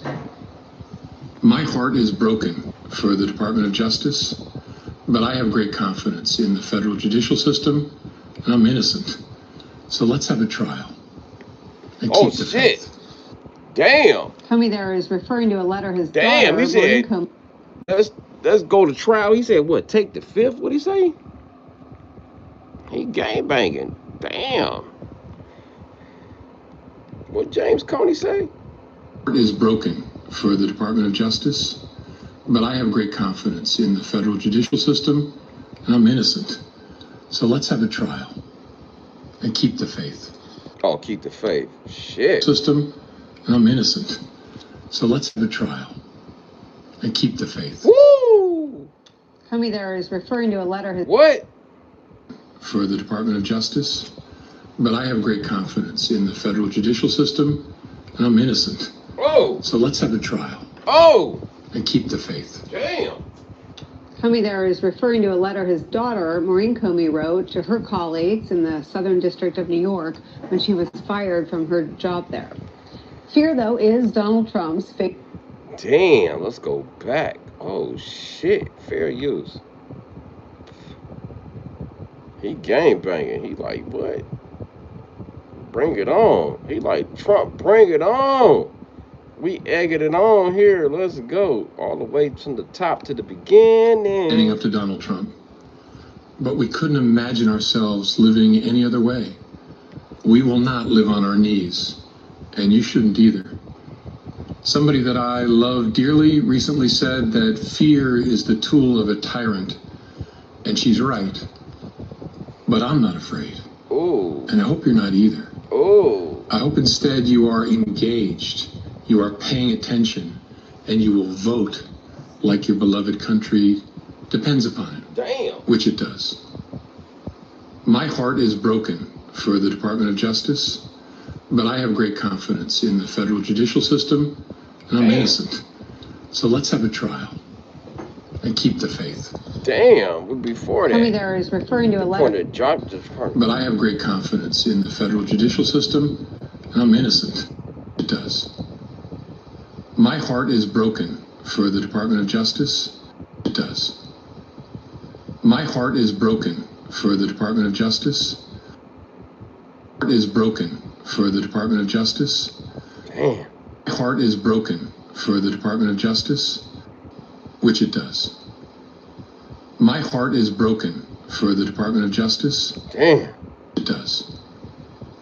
My heart is broken for the Department of Justice. Wow. It does. My heart is broken for the Department of Justice. My heart is broken for the Department of Justice. Whoa, it's but I have broken, homie.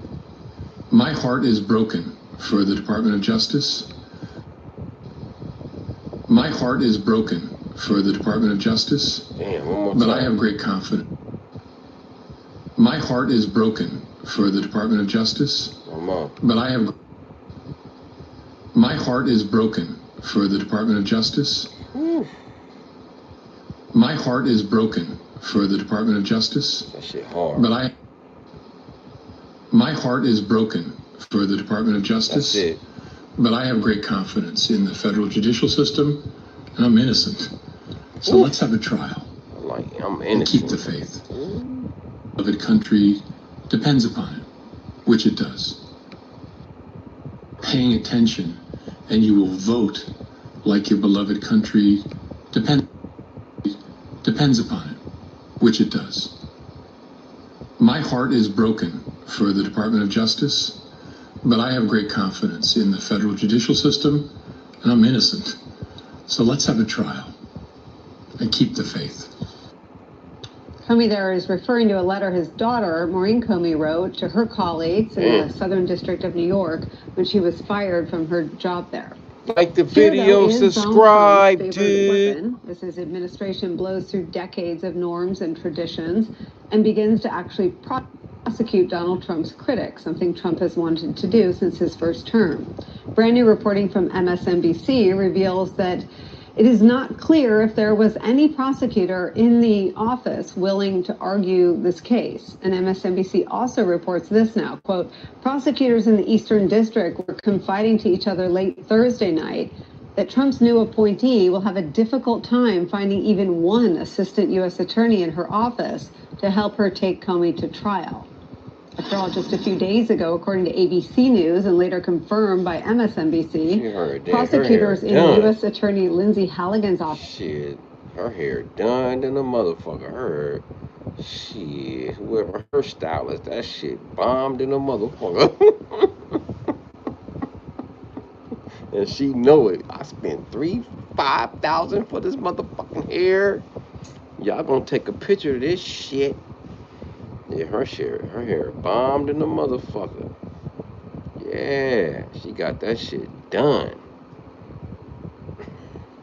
She look hard in the motherfucker. I ain't gonna even lie to you.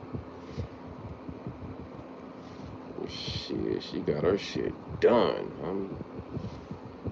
Hair done, nails done. Shit, go ahead. His office wrote a memo explaining that they did not have the evidence to indict Jim Comey, much less secure a conviction beyond a reasonable doubt. I gotta tell y'all something. But Halligan went ahead anyway. She pretty, huh? No shit, huh? The flimsiness, the lack of evidence. Let's go back. Hold up. Let's go back to her ass. Hold up. Hold up. Wait. Yeah, she pretty, the motherfucker. Oh, ladies and gentlemen, I got to tell y'all something. Ooh, Holly Pete Robinson is fine than a motherfucker. I seen Holly Pete Robinson at the damn Manhattan Mall or some shit somewhere in Manhattan Beach.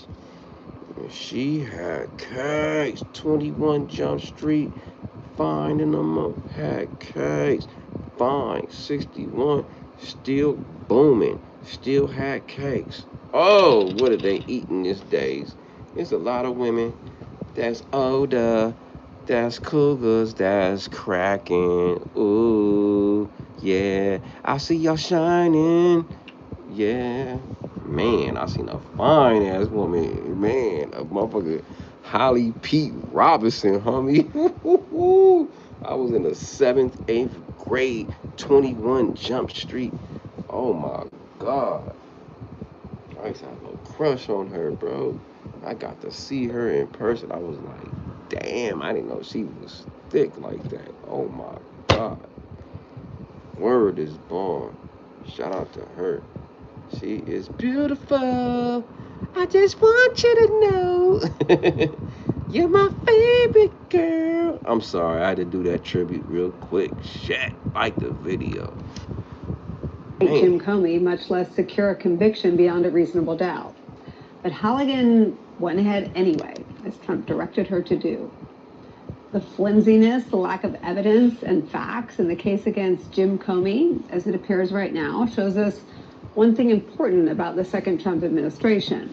It shows us that after years of being told no, Donald Trump has finally found the people who are willing to go after Jim Comey in a way he has wanted to do for years.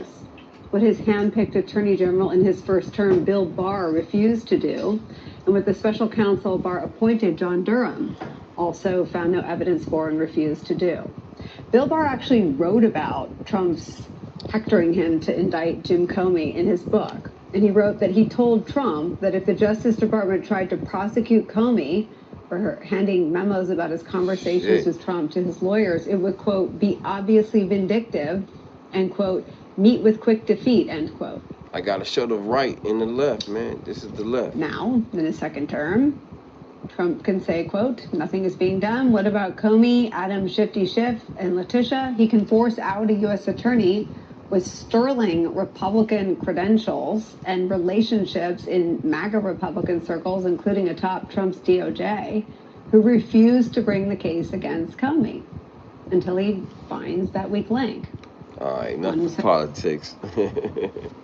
I'm sorry. That's what we do, though, here on Dionysus TV. And we almost done anyway. I do 2 hours mandatory. So, yeah. And then what else we had? Oh, we haven't covered nothing about Diddy, bro. Like, nothing. Excuse me. And this last few, whatever, we gonna do Diddy real quick. Shit. You know what I'm saying? We gonna do Diddy real quick. No Diddy, you know what I'm saying? But I think I had a tab or something on Diddy. Shit. We gotta play something. Fuck. I ain't played nothing on no Diddy do. We still have more Diddy coming up in the next few weeks, right? That's true. So what you want me to do? So what you want me to do? Do I go to Diddy do the Diddy Diddy Diddy Diddy do? You know what I'm saying? I don't know. You know? Shit. Fair use. Sidebar real quick. Sorry, boy. Let's go. Sean Combs was back in court today arguing his convictions should be tossed out. What exactly did his team say? How did he look? What can we expect next? And by the way, this is all in anticipation of next week when he's going to officially be sentenced. Is that even going to happen anymore? And what will that sentence be? Could he be going to prison for the next few years? Welcome to Sidebar, presented by Law and Crime. I'm Jesse Weber. Oh, Jesse Weber. A big hearing has just wrapped up in the Sean Diddy Combs case that we need to talk about. He is trying to get his convictions thrown out. Now, this is in advance of next week, where the rap mogul turned convicted felon is officially going to be sentenced on 2 charges of transportation to engage in prostitution. This comes after his bombshell trial a few months back. The trial where a jury of his peers may have found him guilty of those charges, but not guilty of sex trafficking and racketeering conspiracy, which, by the way, carried really significant prison time. Here, for the charges that he was convicted of, he faces a maximum of 10 years in prison on each charge. I got him off. Legal analysts would suggest that is highly unlikely that that's what he would receive. I will tell you that, but federal prosecutors, they have previously suggested 4 to 5 years in prison. They may ask for even more. Combs' defense team has asked for around 14 months. Damn. And after already sitting in federal lockup at the Metropolitan Detention Center since September of 2024, he's always been denied bail. If the judge sides with the defense's recommendation, then Combs would be essentially released immediately. And by the way, just real quick, we're going to talk about what happened today, but I want to highlight something about the sentencing before we talk about what happened today. So his attorneys submitted a 182-page sentencing memo laying out their argument for a lesser sentence. They go into Combs' history and upbringing by discussing how his father was shot to death, that this had a tremendous impact on Sean Combs' life, how he has had this dedication to his family and career and built a family for his colleagues and friends out of his business, how he has been an inspiration to others, that if you have to consider different factors like drug use and addiction and certain medical conditions that were redacted in this filing, but that may all play a role in his anger. And we know the defense definitely tried to explain away a lot of those angry moments, right? The infamous Cassie Ventura beating, that video back in 2016. The defense went into what he was convicted of, how it doesn't warrant significant prison time, that Cassie Ventura and Jane, the key victims and accusers in this case, were part of a consensual sexual relationship with Sean Combs. That's the argument. I mean, and remember, he wasn't convicted of sex trafficking, despite the evidence of freak-offs and wild king nights. So the defense hammers home that there was no force, fraud, or coercion, that the male escorts that make up the transportation to engage in prostitution convictions, they were freely consenting to what happened. They argue, quote, "This is the only case we have identified where the government claims professional, consenting adult males were Mann Act victims." The Mann Act refers to transportation to engage in prostitution. They emphasize, and by the way, this comes up again today, that Combs didn't earn any money as part of this prostitution. They emphasize how the guidelines say 6 to 12 months should be the sentence, how the court cannot use any evidence from the racketeering or sex trafficking parts of the case in sentencing him for prostitution, that it would be unconstitutional. They fought back on the enhancers that prosecutors have argued for a more strict sentence. They can't argue fraud, coercion. Anyway, we're going to fast forward. We want to see Elizabeth. Where's Elizabeth fine ass? We're going to bring Elizabeth fine ass shit. Tired of this shit. Where my baby at? His hearing, where Combs tried to get those convictions thrown out. And for that, let me bring on, once again, Law and Crime Network's reporter, Elizabeth Milner. Elizabeth, so good to see you. Get a chance to talk about this again. It's been a few months. Thank you so much. First of all, it was a crazy scene getting in. There was a lot of people who tried to, right? You were there since like 6 a.m. Yes, I was there bright and early, 6:30 a.m. Got there, and there was already a line. Now, it was mainly a lot of press, but then we had... Elizabeth, she back. Boom, boom, jack. Boom, boom, jack. Boom, boom, jack. Boom, boom, jack. Boom, boom, jack. Boom,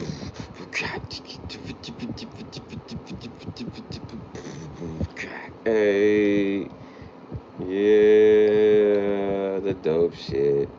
Then we had this moment where we could just like put our names down on the list, come back later. And then when I came back, it was just so many more people. And I was surprised to see how much interest they had for just kind of what I felt to be like a standard procedural hearing. But so many people, I think, wanted to get one of their final glimpses of Sean Combs before he eventually learns his fate. Yeah, and how did he look? Because we have the courtroom sketches. In my opinion, he looks skinnier. Yeah, I was thinking that too. Now, I don't want anyone to mistake what I had said like I did last year with astonishingly thin. Elizabeth, None of that. But I did feel like he did look Casa's slimmer from girlfriend. trial. But I did think he was kind of in an oversized MDC jumpsuit, which I was really surprised he was wearing, as opposed to kind of the you one of my girlfriends. Sweaters, the slacks, all of that stuff. So he came in the tan khaki suit. He kind of beamed up with smiles. I was surprised given how long it's been since he's seen probably all of us, but I think it was more so the smiles for his family. His family was there? His family was there, and the entire family too. So that included Keisha Combs, LaWanda Lane, who's been kind of taking care of the twin girls while Sean Combs has been incarcerated. Sarah Chapman, and she my girl too. Chance Combs was there. The twins were there. Janice Combs, Sean Combs' mother, was there. Charlucci, who's been a fixture every single day of trial. And had him on side. Yeah, we've had him on sidebar. I've interviewed him, and so he was there, as well as Quincy Brown, Justin Combs, Christian Combs, and Christian Combs' girlfriend. So it was a really pretty stacked, and that was just excluding that was just including the family. There were still some loved ones there to support too. Let me ask you something. Have you ever walked out of a meeting and you thought, wait a minute, what did we just decide after all of that? Or maybe you sat through a really good discussion, but you kind of lost track of the action items later on. Look, I've been there. No shame in saying it. But that's why I want to bring your attention to our partner, Plaude AI, and their newest product, the Note Pro. And this is regarding the two convictions that he got, right? 2 charges of transportation to engage in prostitution. No promoting. Let's go. We want to see Elizabeth. Act and RICO conspiracy, but the government was pretty much arguing that this should have been raised pre-trial. They were citing cases from 2003, 1973, just about the broader concerns. But the government was saying that the defense was kind of taking a second bite of the apple. They were encouraging the government was saying that the defense is encouraging the defendant to raise these claims afterwards. It says that the defense didn't raise these issues until even after trial, and it says that it should have been kind of raised during the indictment phase. Elizabeth, shit. That also being Alexandra Shapiro. She was saying that the statute should be construed narrowly to pimps and prostitution. She said that Mr. Combs was an alleged consumer and that this is just kind of a wire type of case. And it seemed like that's what the defense's whole argument was, that he was just financially giving the money, but it wasn't that he was necessarily making the money. And so the judge said, well, why wouldn't Combs be liable for willfully, under that willfully causing theory? And the defense said no, because it's talking about the transportation aspect and the mens rea that people would engage. All right. Yes, exactly. And the intent. I'm lost, so I'm buzzing. It's a lot for me. It's probably a lot for y'all.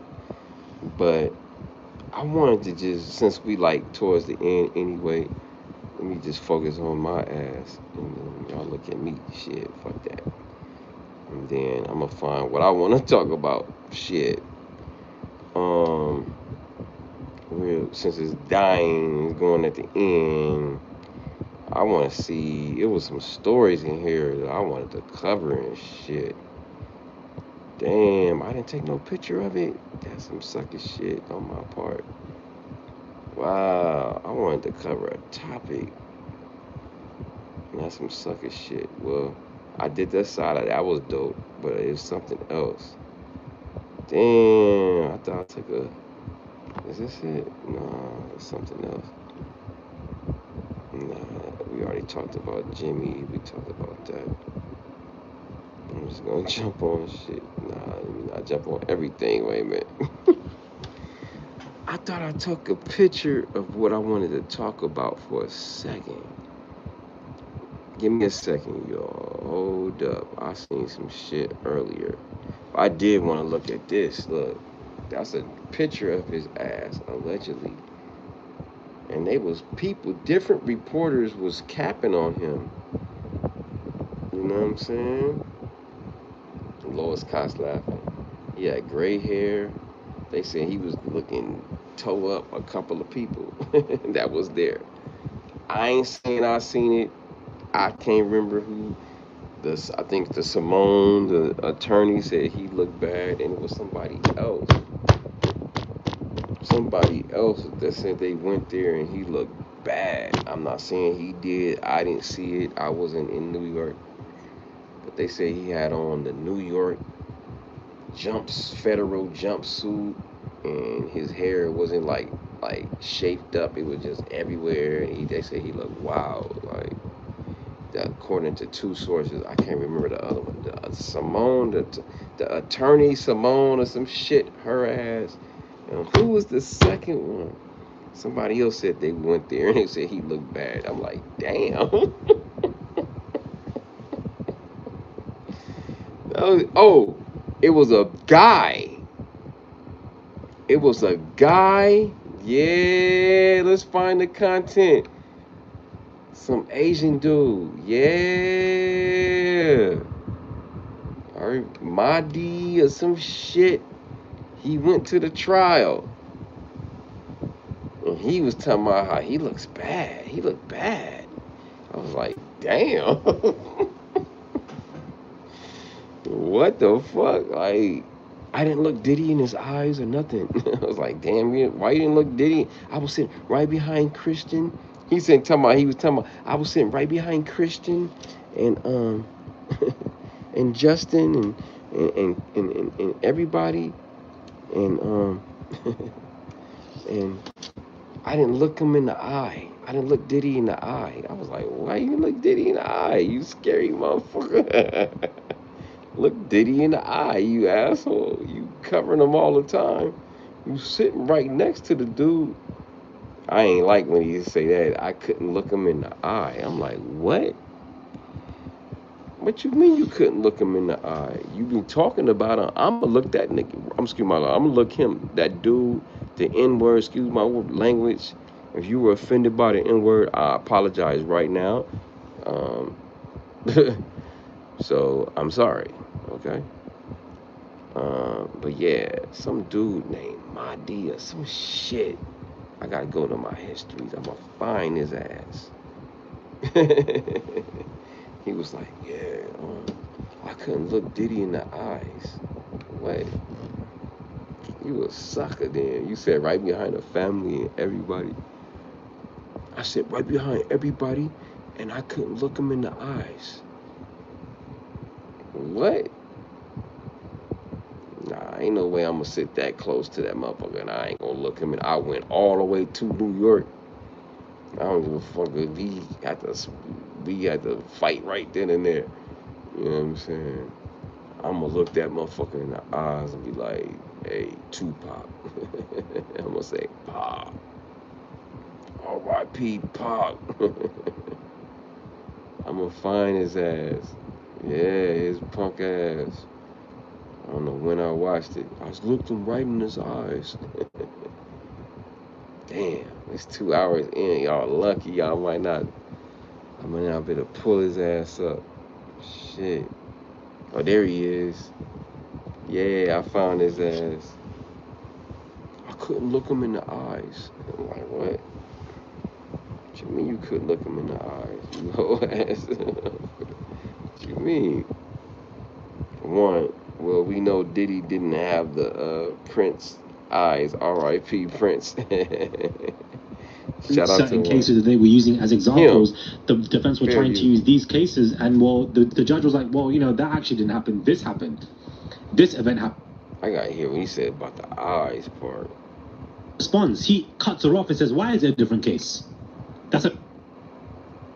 Let me go back. I want to see fair use. Prosecution said that he was a ringmaster, but basically wasn't looking at other theories. Doing different cases of examples to show. I want to show when he said he's seen Christian and all them.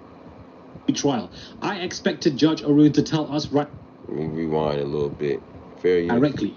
But no, I got access to the main courtroom today. The entire family, Janice, the wig, Christian Combs, of course, fashionably came late with his girl. They sat right in front of me. Then the twins were also in front of me as well with their older sister. The whole family was there. Fair use. Then the other Combe brothers, they came, they were in the row, but I was sitting with the family as if I was part of the family. That in itself is killing me because I just didn't expect that. It was so weird because I was trying to concentrate on what Judge Arun was saying, and then then at the same time, the family were having conversations, and I was trying to eavesdrop. I was trying to be mental, be like, you know what? Since I'm here with the Combs, and we all doing Combs Avengers together, we all sitting in court together, child. I just thought, you know what? Me in my suit doing the absolute most. I thought, you know what? It's time to look good. It's time to show the F out. But overall, this was a case for Diddy's acquittal. He was arguing for 2 of his Mann Act charges. What's up, Yvette Bill? I expected Judge Owen Thank to you, tell us Lois right there and Cox. then at the end of this long hearing, What's which was up, an hour everybody? and a half, what was the result. But he is going to, you know, go back in the drawing board and then publish it later on today, tomorrow. We don't know when, I but he did say find that shortly. part. What's the part when he said he looked at him? Oh Lord, Diddy was smiling to everybody, trying to be upbeat, trying to show that I'm a brave face, and trying to show that I'm good. I did not want to look at this man when he was looking at me. I just could not do it. Wow, that's a sucker move. What did you say? Listen to what he said. I knew I didn't even, I just had to find it. I knew it. I knew what the hell I seen. I may be old, but I be remembering certain shit. Well, a lot of shit, if I want to concentrate and remember, it just, I be having a lot of things on my brain. To everybody, trying to be upbeat, trying to show that I'm a brave face, and trying to show that I'm good. I did not want to look at this man when he was looking at me. I just could not do it, guys. Call me upbeat, trying to show that I'm a brave face, and trying to show that I'm good. I did not want to look at this man when he was looking at me. I just could not do it, guys. Call me sucker shit. I did not want to look at this man when he was looking at me. I just could not do it, guys. Wow. Trying to show that I'm good. I did not want to look at this man when he was looking at me. I just could not do it, guys. Call me whatever you want to call me. I'm not looking at this man dead in the eye. Like, I'm not doing that. Wow. Trying to show that I'm good. I did not want to look at this man when he was looking at me. I just could not do it, guys. Call me whatever you want to call me. I'm not looking at this man dead in the eye. Like, I'm not doing it. You talk about him all the time. I did not want to look at this man when he was looking at me. I just could not do it, guys. Trying to show that I'm good. I did not want to look at this man when he was looking at me. I just could not do it. That I'm good. I did not want to look at this man when he was looking at me. Trying to show that I'm good. I did not want to look at this man when he was looking at me. I just could not do it, guys. Call me whatever you want to call me. I'm not looking at this man dead in the eye. Like, I'm not doing that. I'm not doing that at all. Overall, guys, they basically were arguing different cases. That I'm good. I did not want to look at this man when he was looking at me. I just could not do it, guys. Call me whatever you want to call me. I'm not looking at this man dead in the eye. Hello, everyone. He's happy to see everyone here. There, yeah. Overall, guys, they basically were arguing different cases of examples to show in the building. Lois Cox, the defense had a collection of cases. The prosecution had a collection of cases. Trying to show that I'm good. I did not want to look at this man when he was looking at me. I just could not do it, guys. That was sucker shit. I'm sorry. That was sucker shit, right? Why should have stayed away? Why you should have stayed away? Man, shit crazy, bro.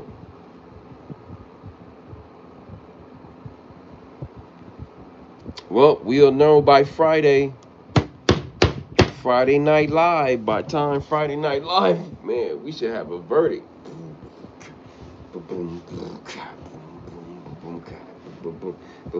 Yeah, this is for the last, you know what I'm saying,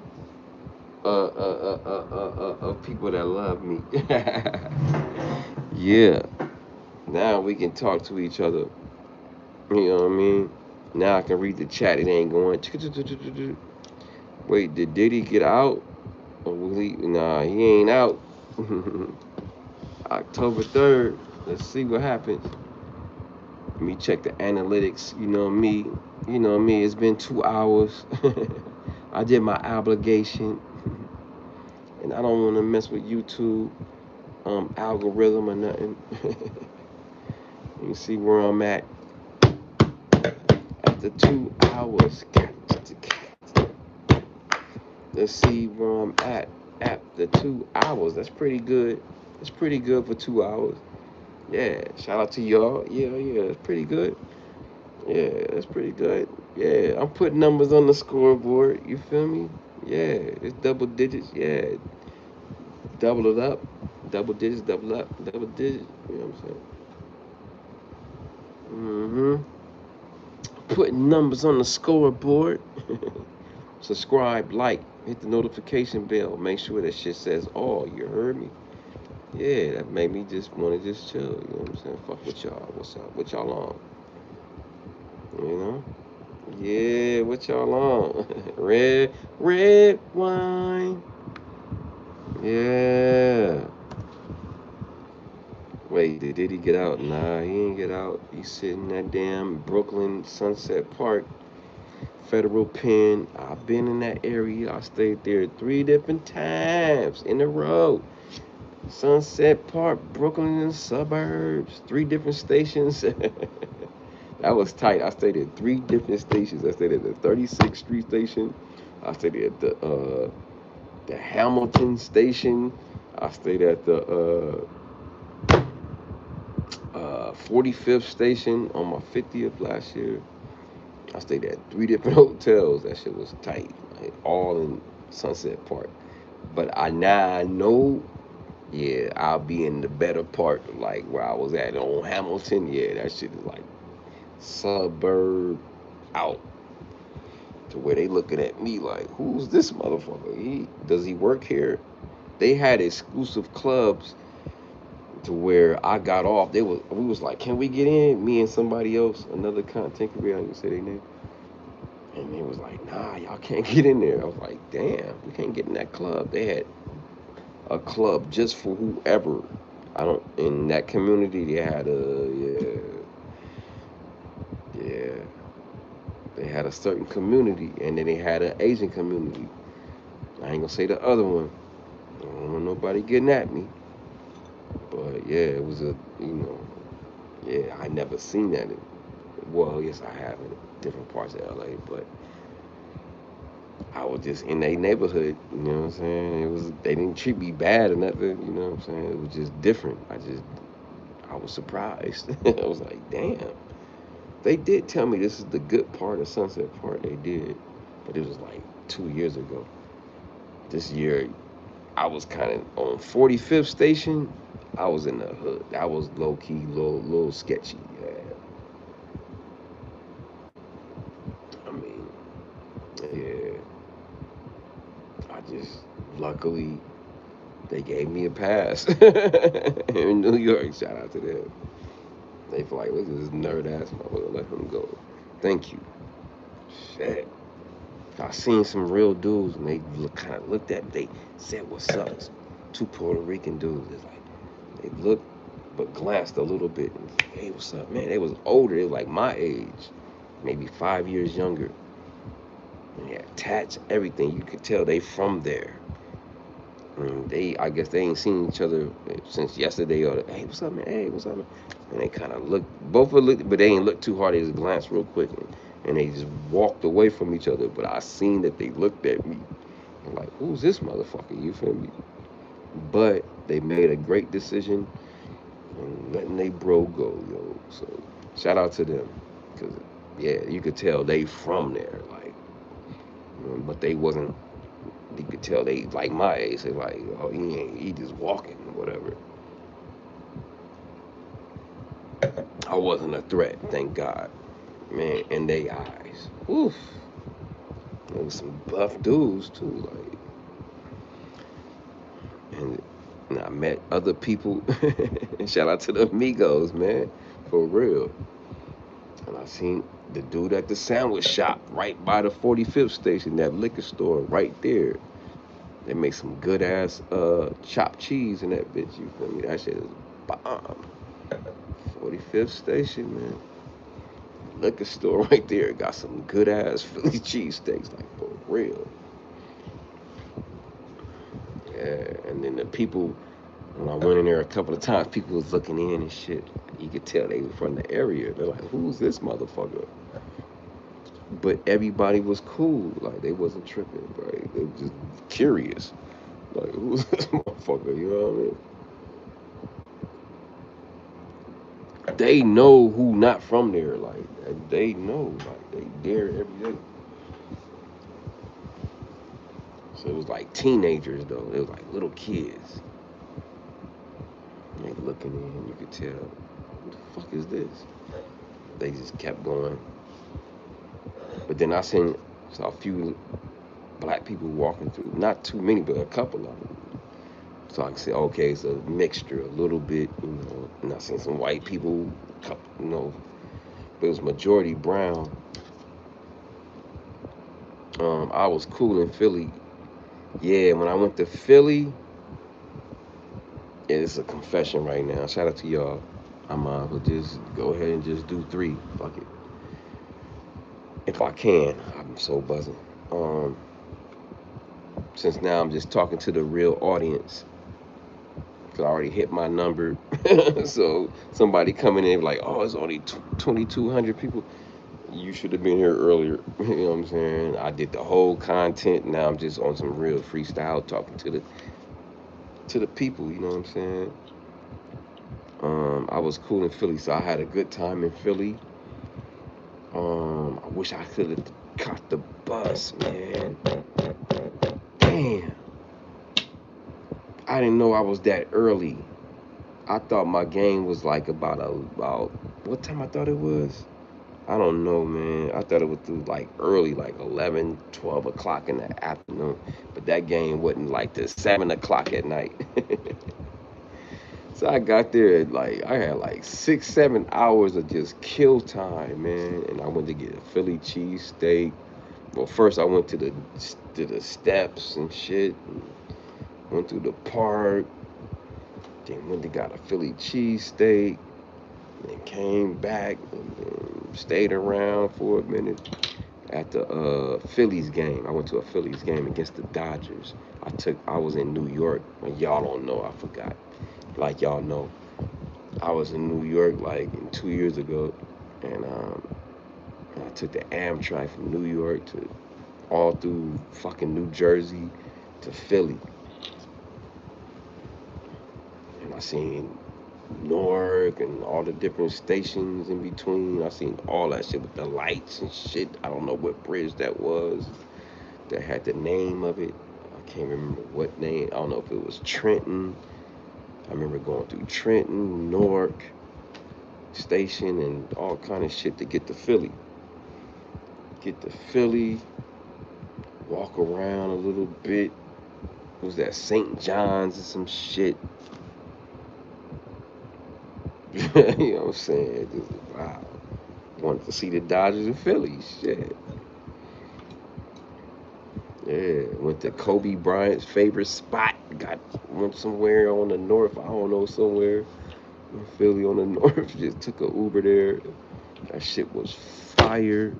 And I was supposed to take the bus right there once I found, I didn't know I was early, but I just took an Uber. I didn't want to take the bus. I should have took the bus.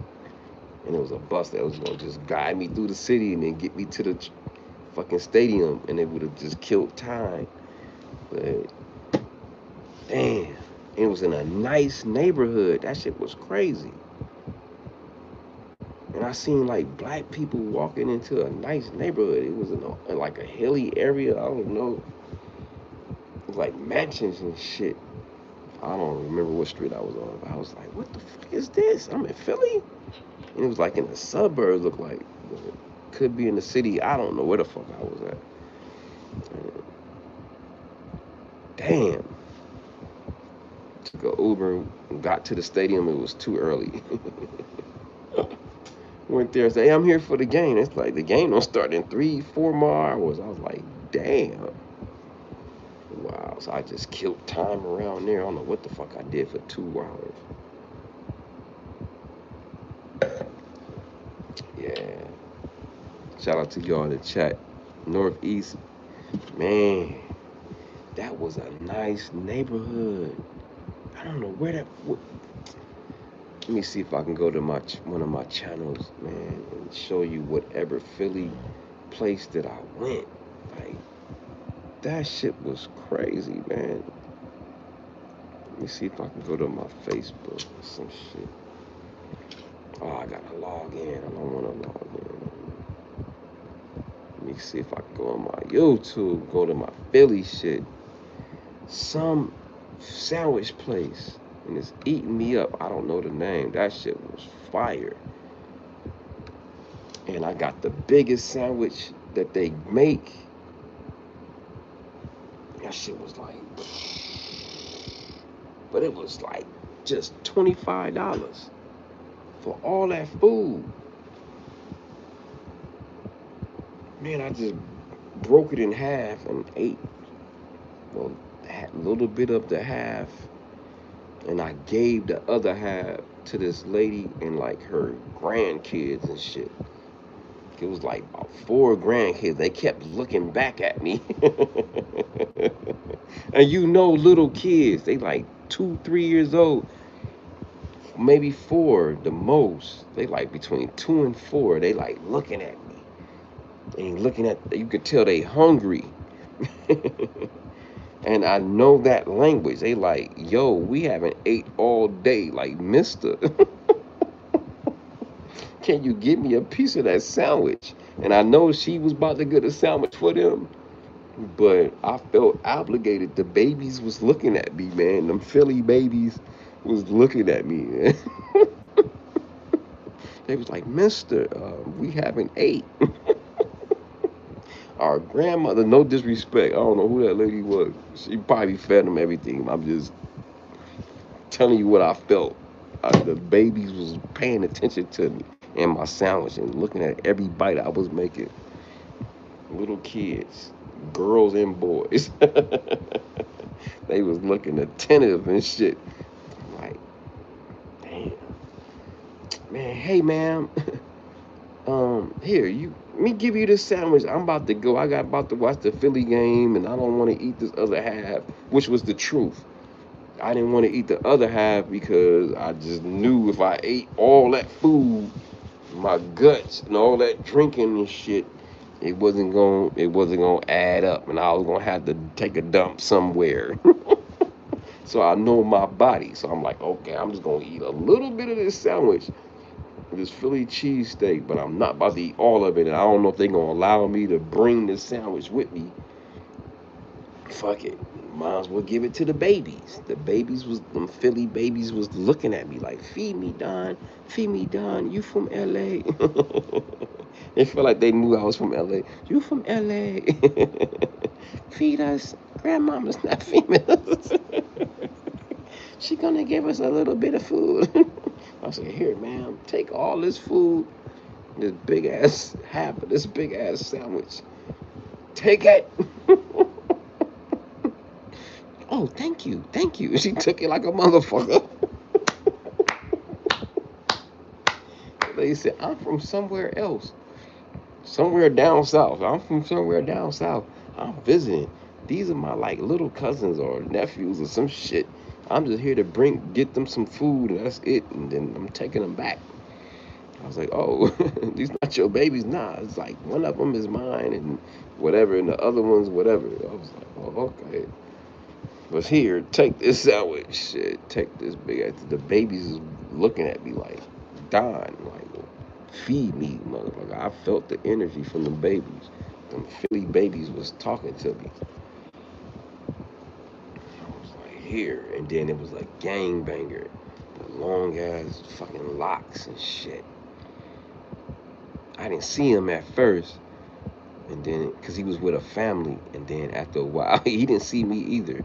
We both didn't see each other. So then after a while, I'm eating my salad. I keep looking up. Mr. This motherfucker with these long ass locks. Some light skinned motherfucker. No disrespect to lights. I'm just saying what he looked like.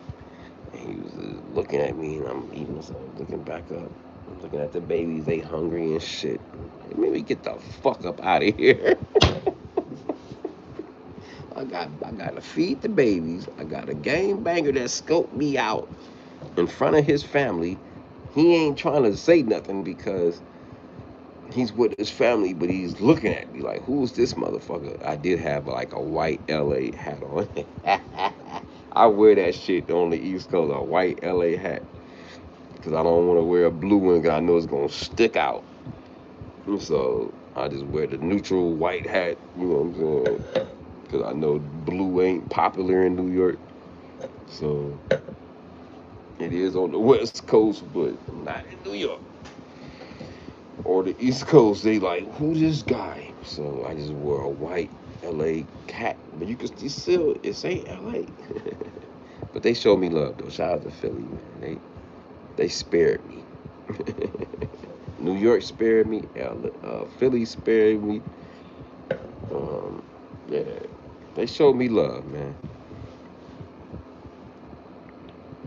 Yeah, they showed me love, man. But Shout out to the South when I went to Houston. Ooh, my God, Houston showed me love. I mean, it was that hat OG, yeah, you feel me? But I be wearing different hats and shit. You know what I'm saying? I know if you are outsider and they be on some color shit. We don't be on some color shit in LA.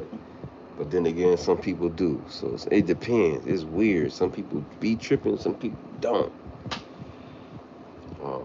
Majority time in LA, they not on that. Like back when I grew up, like you can't wear red or blue and all that shit. Not no more. It be more like, you know, they just ask you, fuck you from. They do it back then, but it was just, you would know. You know what I'm saying? Thank God I was a nerd. Make sure I clear that up. I was a nerd. Always been a nerd. Always wanted to be different. Wanted to be a rapper, singer, whatever. Wish I was a little bit taller. Was a little baller. Was that a girl look good like a collar? Hype man back in the days. You feel me? It's in the description or somewhere on my homepage. Look at the video, damn it. I explained it for 1 minute. But anyway, let me see, 6 plus. Okay, yeah, we got a few more minutes to conversate with y'all. I know y'all coming in late in the bushes. Like, oh, there's only 2,200 people in here. It was like 400-500 at one point. Don't lie, chat. And I'm just like extending it because I F with y'all, F with me, and I'm gonna F with y'all for 3 hours at least. Fuck that. And I know I'm off topic, but the number is dropping though. Oh shit.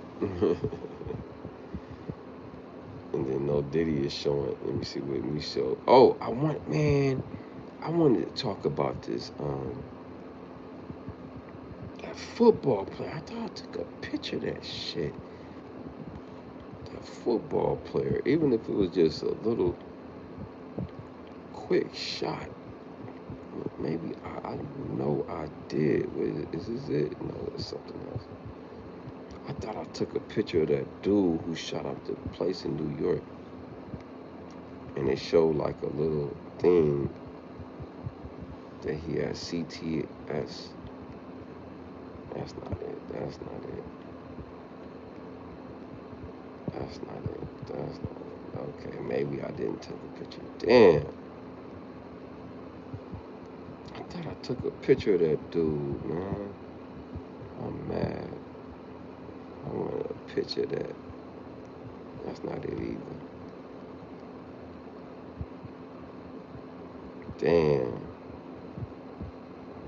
Damn, that dude was from out here and then went to New York and shot up that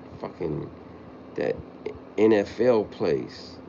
And they found CTSE in his fucking, like, autopsy. That's crazy. I'm not gonna play that one either. Alright, let's go to some conspiracy shit. Let me see. We got a couple of minutes. Fuck it. Where's Charlie Kirk at? Where's Charlie? Is Charlie? No, that's somebody else. Where the fuck is Charlie at? 1 second, y'all. I'm sorry. I'm running low on fumes. Let's go to that one. There we go.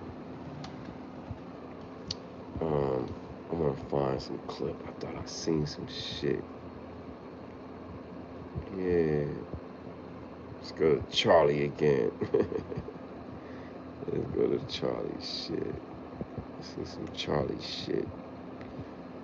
By Candace Owens. Yeah, let me see if I can find that. It was just a little quick little something. Damn, where's she at? 1 second. Where's Candace? Where you at, Candace? Damn, I don't know. Yeah, I don't know, man. Is this it? Nah, it's a different one. Damn, I can't find it. I wanted to show some shit with Candace. Let me see. Hold up. I'm gonna find that motherfucker, man. I know what I had on my tab. Gotta put Candace. Here we go. There she go. Shit. Let's go. Fair use. He's my good friend. I just invited him. Well, Tucker Carlson completely shredded that narrative. He also brought in Megyn Kelly and other people, and he spoke about what Charlie was going through because he saw him very shortly before his assassination, and he intimates to everybody what it was exactly that was on Charlie Kirk's mind and what he was living through in that moment. Take a listen. So time after time, Charlie would call me or come to see me and let me know, wow, or show me text messages. These people are really mad that you're speaking. And I would always have the same thought, like, I feel pretty moderate, actually. I've never been an Israel hater. Obviously, I'm not an anti-Semite. I just don't want more wars, and I don't want a foreign country humiliating my country and telling us what our laws have to be. I mean, this seems like pretty basic America First stuff, and he would say, I totally agree with you, but they want you off the stage. And I would always say, no problem. And he would say, no, it's important. Matter of principle, I want you to be there. Great, but I think it's important to say that out loud because it's a fact, and there are many liars out there trying, Bibi Netanyahu, number one among them, shamefully, who are trying to distort the truth. A truth that I know allegedly. Charlie is not the only one who's been threatened or was threatened to cut ties with you or not platform you. I too have gotten that, especially since you've been more outspoken on Israel. There is a layer here of nefarious pressure to have certain narratives go only one way. Yes. That must be called out and must be fought. It takes a truly demonic spirit, right, to be a part of the people that were swarming, pressuring, threatening, intimidating Charlie, to then flip in 1 second after he dies and say, pretend it never happened, like they were just great friends. That's weird to me. They did it at first regarding me last year. They insisted, and I said, Charlie, I couldn't even come up for air. I said, Charlie, don't even think about it. I don't even care. Don't even fight your donors. Just let them think they won, because I got to rebuild my entire life. I was just publicly fired. You know what I mean? Like, this is not, you're good. Like, you are so good. I couldn't even care about this less. Like, you're a brother to me. Do what you have to do to survive. Okay. And then he just saw them moving into, it wasn't just Candace. They wanted Tucker. You're not allowed to talk to Tucker. Tucker shouldn't be here. And then Charlie realized which way the wind was blowing, because it's never enough. It's never enough with them. Okay.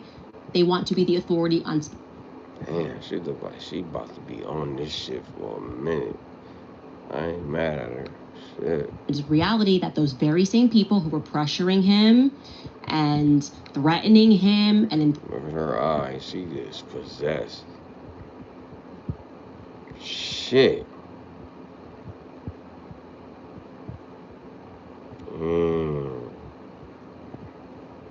She like those light-skinned men. Yes, she do. It's okay that she like what she like. Let me make that clear. She like those light-skinned men. Yes, she do. Ooh, who is it, Candace Boo? She like them light-skinned men. And intimidating him and calling him an anti-Semite and calling him, telling him he was hosting anti-Semitism, then became the fastest people to try to eulogize him and to say, look no further, he effectively died for Bibi Netanyahu. It's wrong, and we have to stand. Well, maybe not. She going against another light-skinned man. She going against another light-skinned man. I'm confused what's going on in her head, yeah. Nah, shout out to her, though. I'm just fucking playing around. We stand up to that narrative. Bibi Netanyahu trying to spin this into, he's my good friend, I just invited him. Well, Tucker Carlson completely shredded that narrative. He also brought in Megyn Kelly and other people, and he spoke about what Charlie was going through because he saw him very shortly before his assassination, and he intimates to everybody what it was exactly that was on Charlie Kirk's mind and what he was living through in that moment. Take a listen. So time after time, Charlie would call me or come to see me and let me know, wow, or show me text messages. These people are really mad that you're speaking. Damn. And I would always have the same thought, like, I feel pretty moderate, actually. I've never been an Israel hater. Obviously, I'm not an anti-Semite. Damn. I just don't want more wars, and I don't want a foreign country. Lord. Damn, man. I'm going to move on. I mean, I ain't going to even... Let me find something else. That's too political right there in this climate that we live in. I need another tab. Talk about Charlie Kirk real quick. I'm just trying to find another tab. I feel the heat. Do you feel the heat in my heart? I feel the heat in my start. I feel the heat. That heat. I don't want that heat. Let's go to this nerd right here. Let's see what he's talking about. Fair use. A second shooter. And that's what Kash Patel said on the Sunday News show. So this does not appear, Pat, that it's one crazy person. Is this that Kash Patel said there's a second shooter? Yes, sir. Rob, can you zoom in a little bit, please? I'm 46. Thank you. Director of FBI committed to ensuring the investigation into Charlie Kirk's assassination person. The full weight of Americans law enforcement is active following the extended. We are meticulously investigating theories and questioning includes the location where the shot was taken, the possibility of accomplices, text messages, confessions, related conversations, Discord chats, and the angle of the shot and bullet impact, how the weapon was transported, hand gestured observed as potential signals near Charlie. So they're doing all of that. Okay, that's and great. They're saying some where details, the shot was taken. Got it. Some details are known today, while others are still being pursued to ensure every possibility is considered. Our primary focus is complete investigation. Information will ensure regarding specific details such as questions about the plane, regarding the turning off transponder on the assassination side. We can share updates. Okay, can you show the clip, Rob? Just let's watch the first 2 minutes of the clip, folks. I think it's important for you to. Is this where do you want to start from it, Rob? That is. Okay, so go back. Pat, this is actually wild because you see a flash. Okay, let him explain it. Yeah, let him explain it. Go ahead. You can tell me this, but if you take nothing else away from this video, you need to see this. And in that video, you can see the same. We can't see appears to be the bullet coming down, and it does line up with the actual gunshot itself. Not coming gang violence. Great. Boom. Saw that? So this video was created by a friend of mine who is a Marine. You'll see him here at the end. This is the angle he is showing the shot coming from, showing where Charlie was sitting, and the angle of the shot, which will correspond with this video here. Fair use. Which unfortunately we will blur out Charlie's face, but we will show what is necessary to prove that this was an entry and exit wound. So you'll see him circle the highlighted area right there, and you'll see the exit wound corresponding after, split second after, as it would from an entry and exit wound. So in this footage, you can clearly see that Charlie is shot from his back right, Guys, pause and there's just blood. want to let you guys know it's a little bit of his graphic. Little graphic. So, but he keep going. If you're able to take it, I want to watch a little bit through for you to kind of hear this. Keep going. Splatter coming out of the entry wound. Shit, graphic. Immediately after a shot.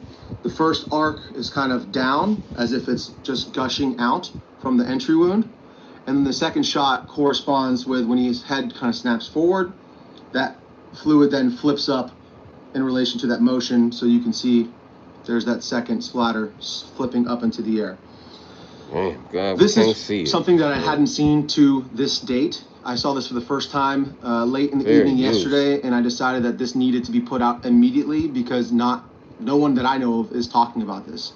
So big shout out to my friend who actually found this and created this video. You'll see him here in just a moment, but let's just one more time look at this shot. You see, bullet comes in that circled area.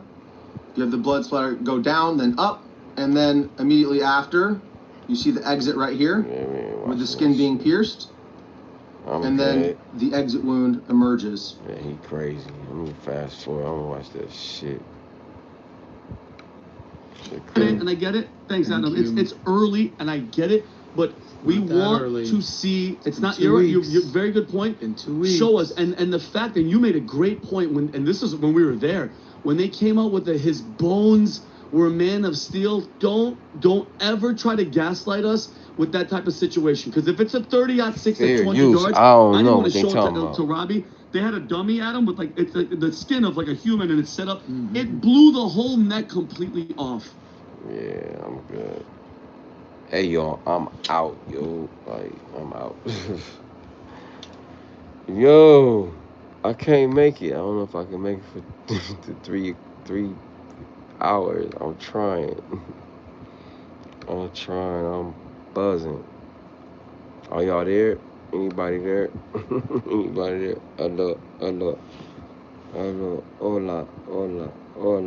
Anybody there? Hola. Make sure y'all pull up Monday through Friday, 4:45 a.m. West Coast time. One is in the building.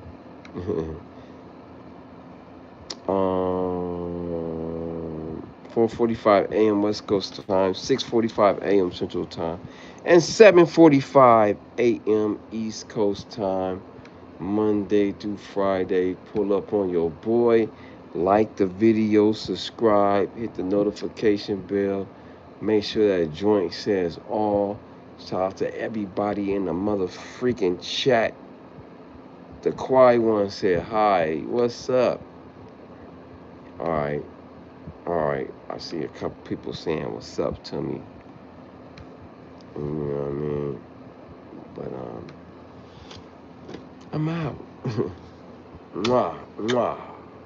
To all the ladies. And the single ladies, you get the leggy. Pow. And the homies, you get the pow. Boop. Uppercut, jab. Uppercut, jab, uppercut. You know how we do. I love y'all. Thank y'all for pulling up. No Diddy, yay, baby. Thank y'all.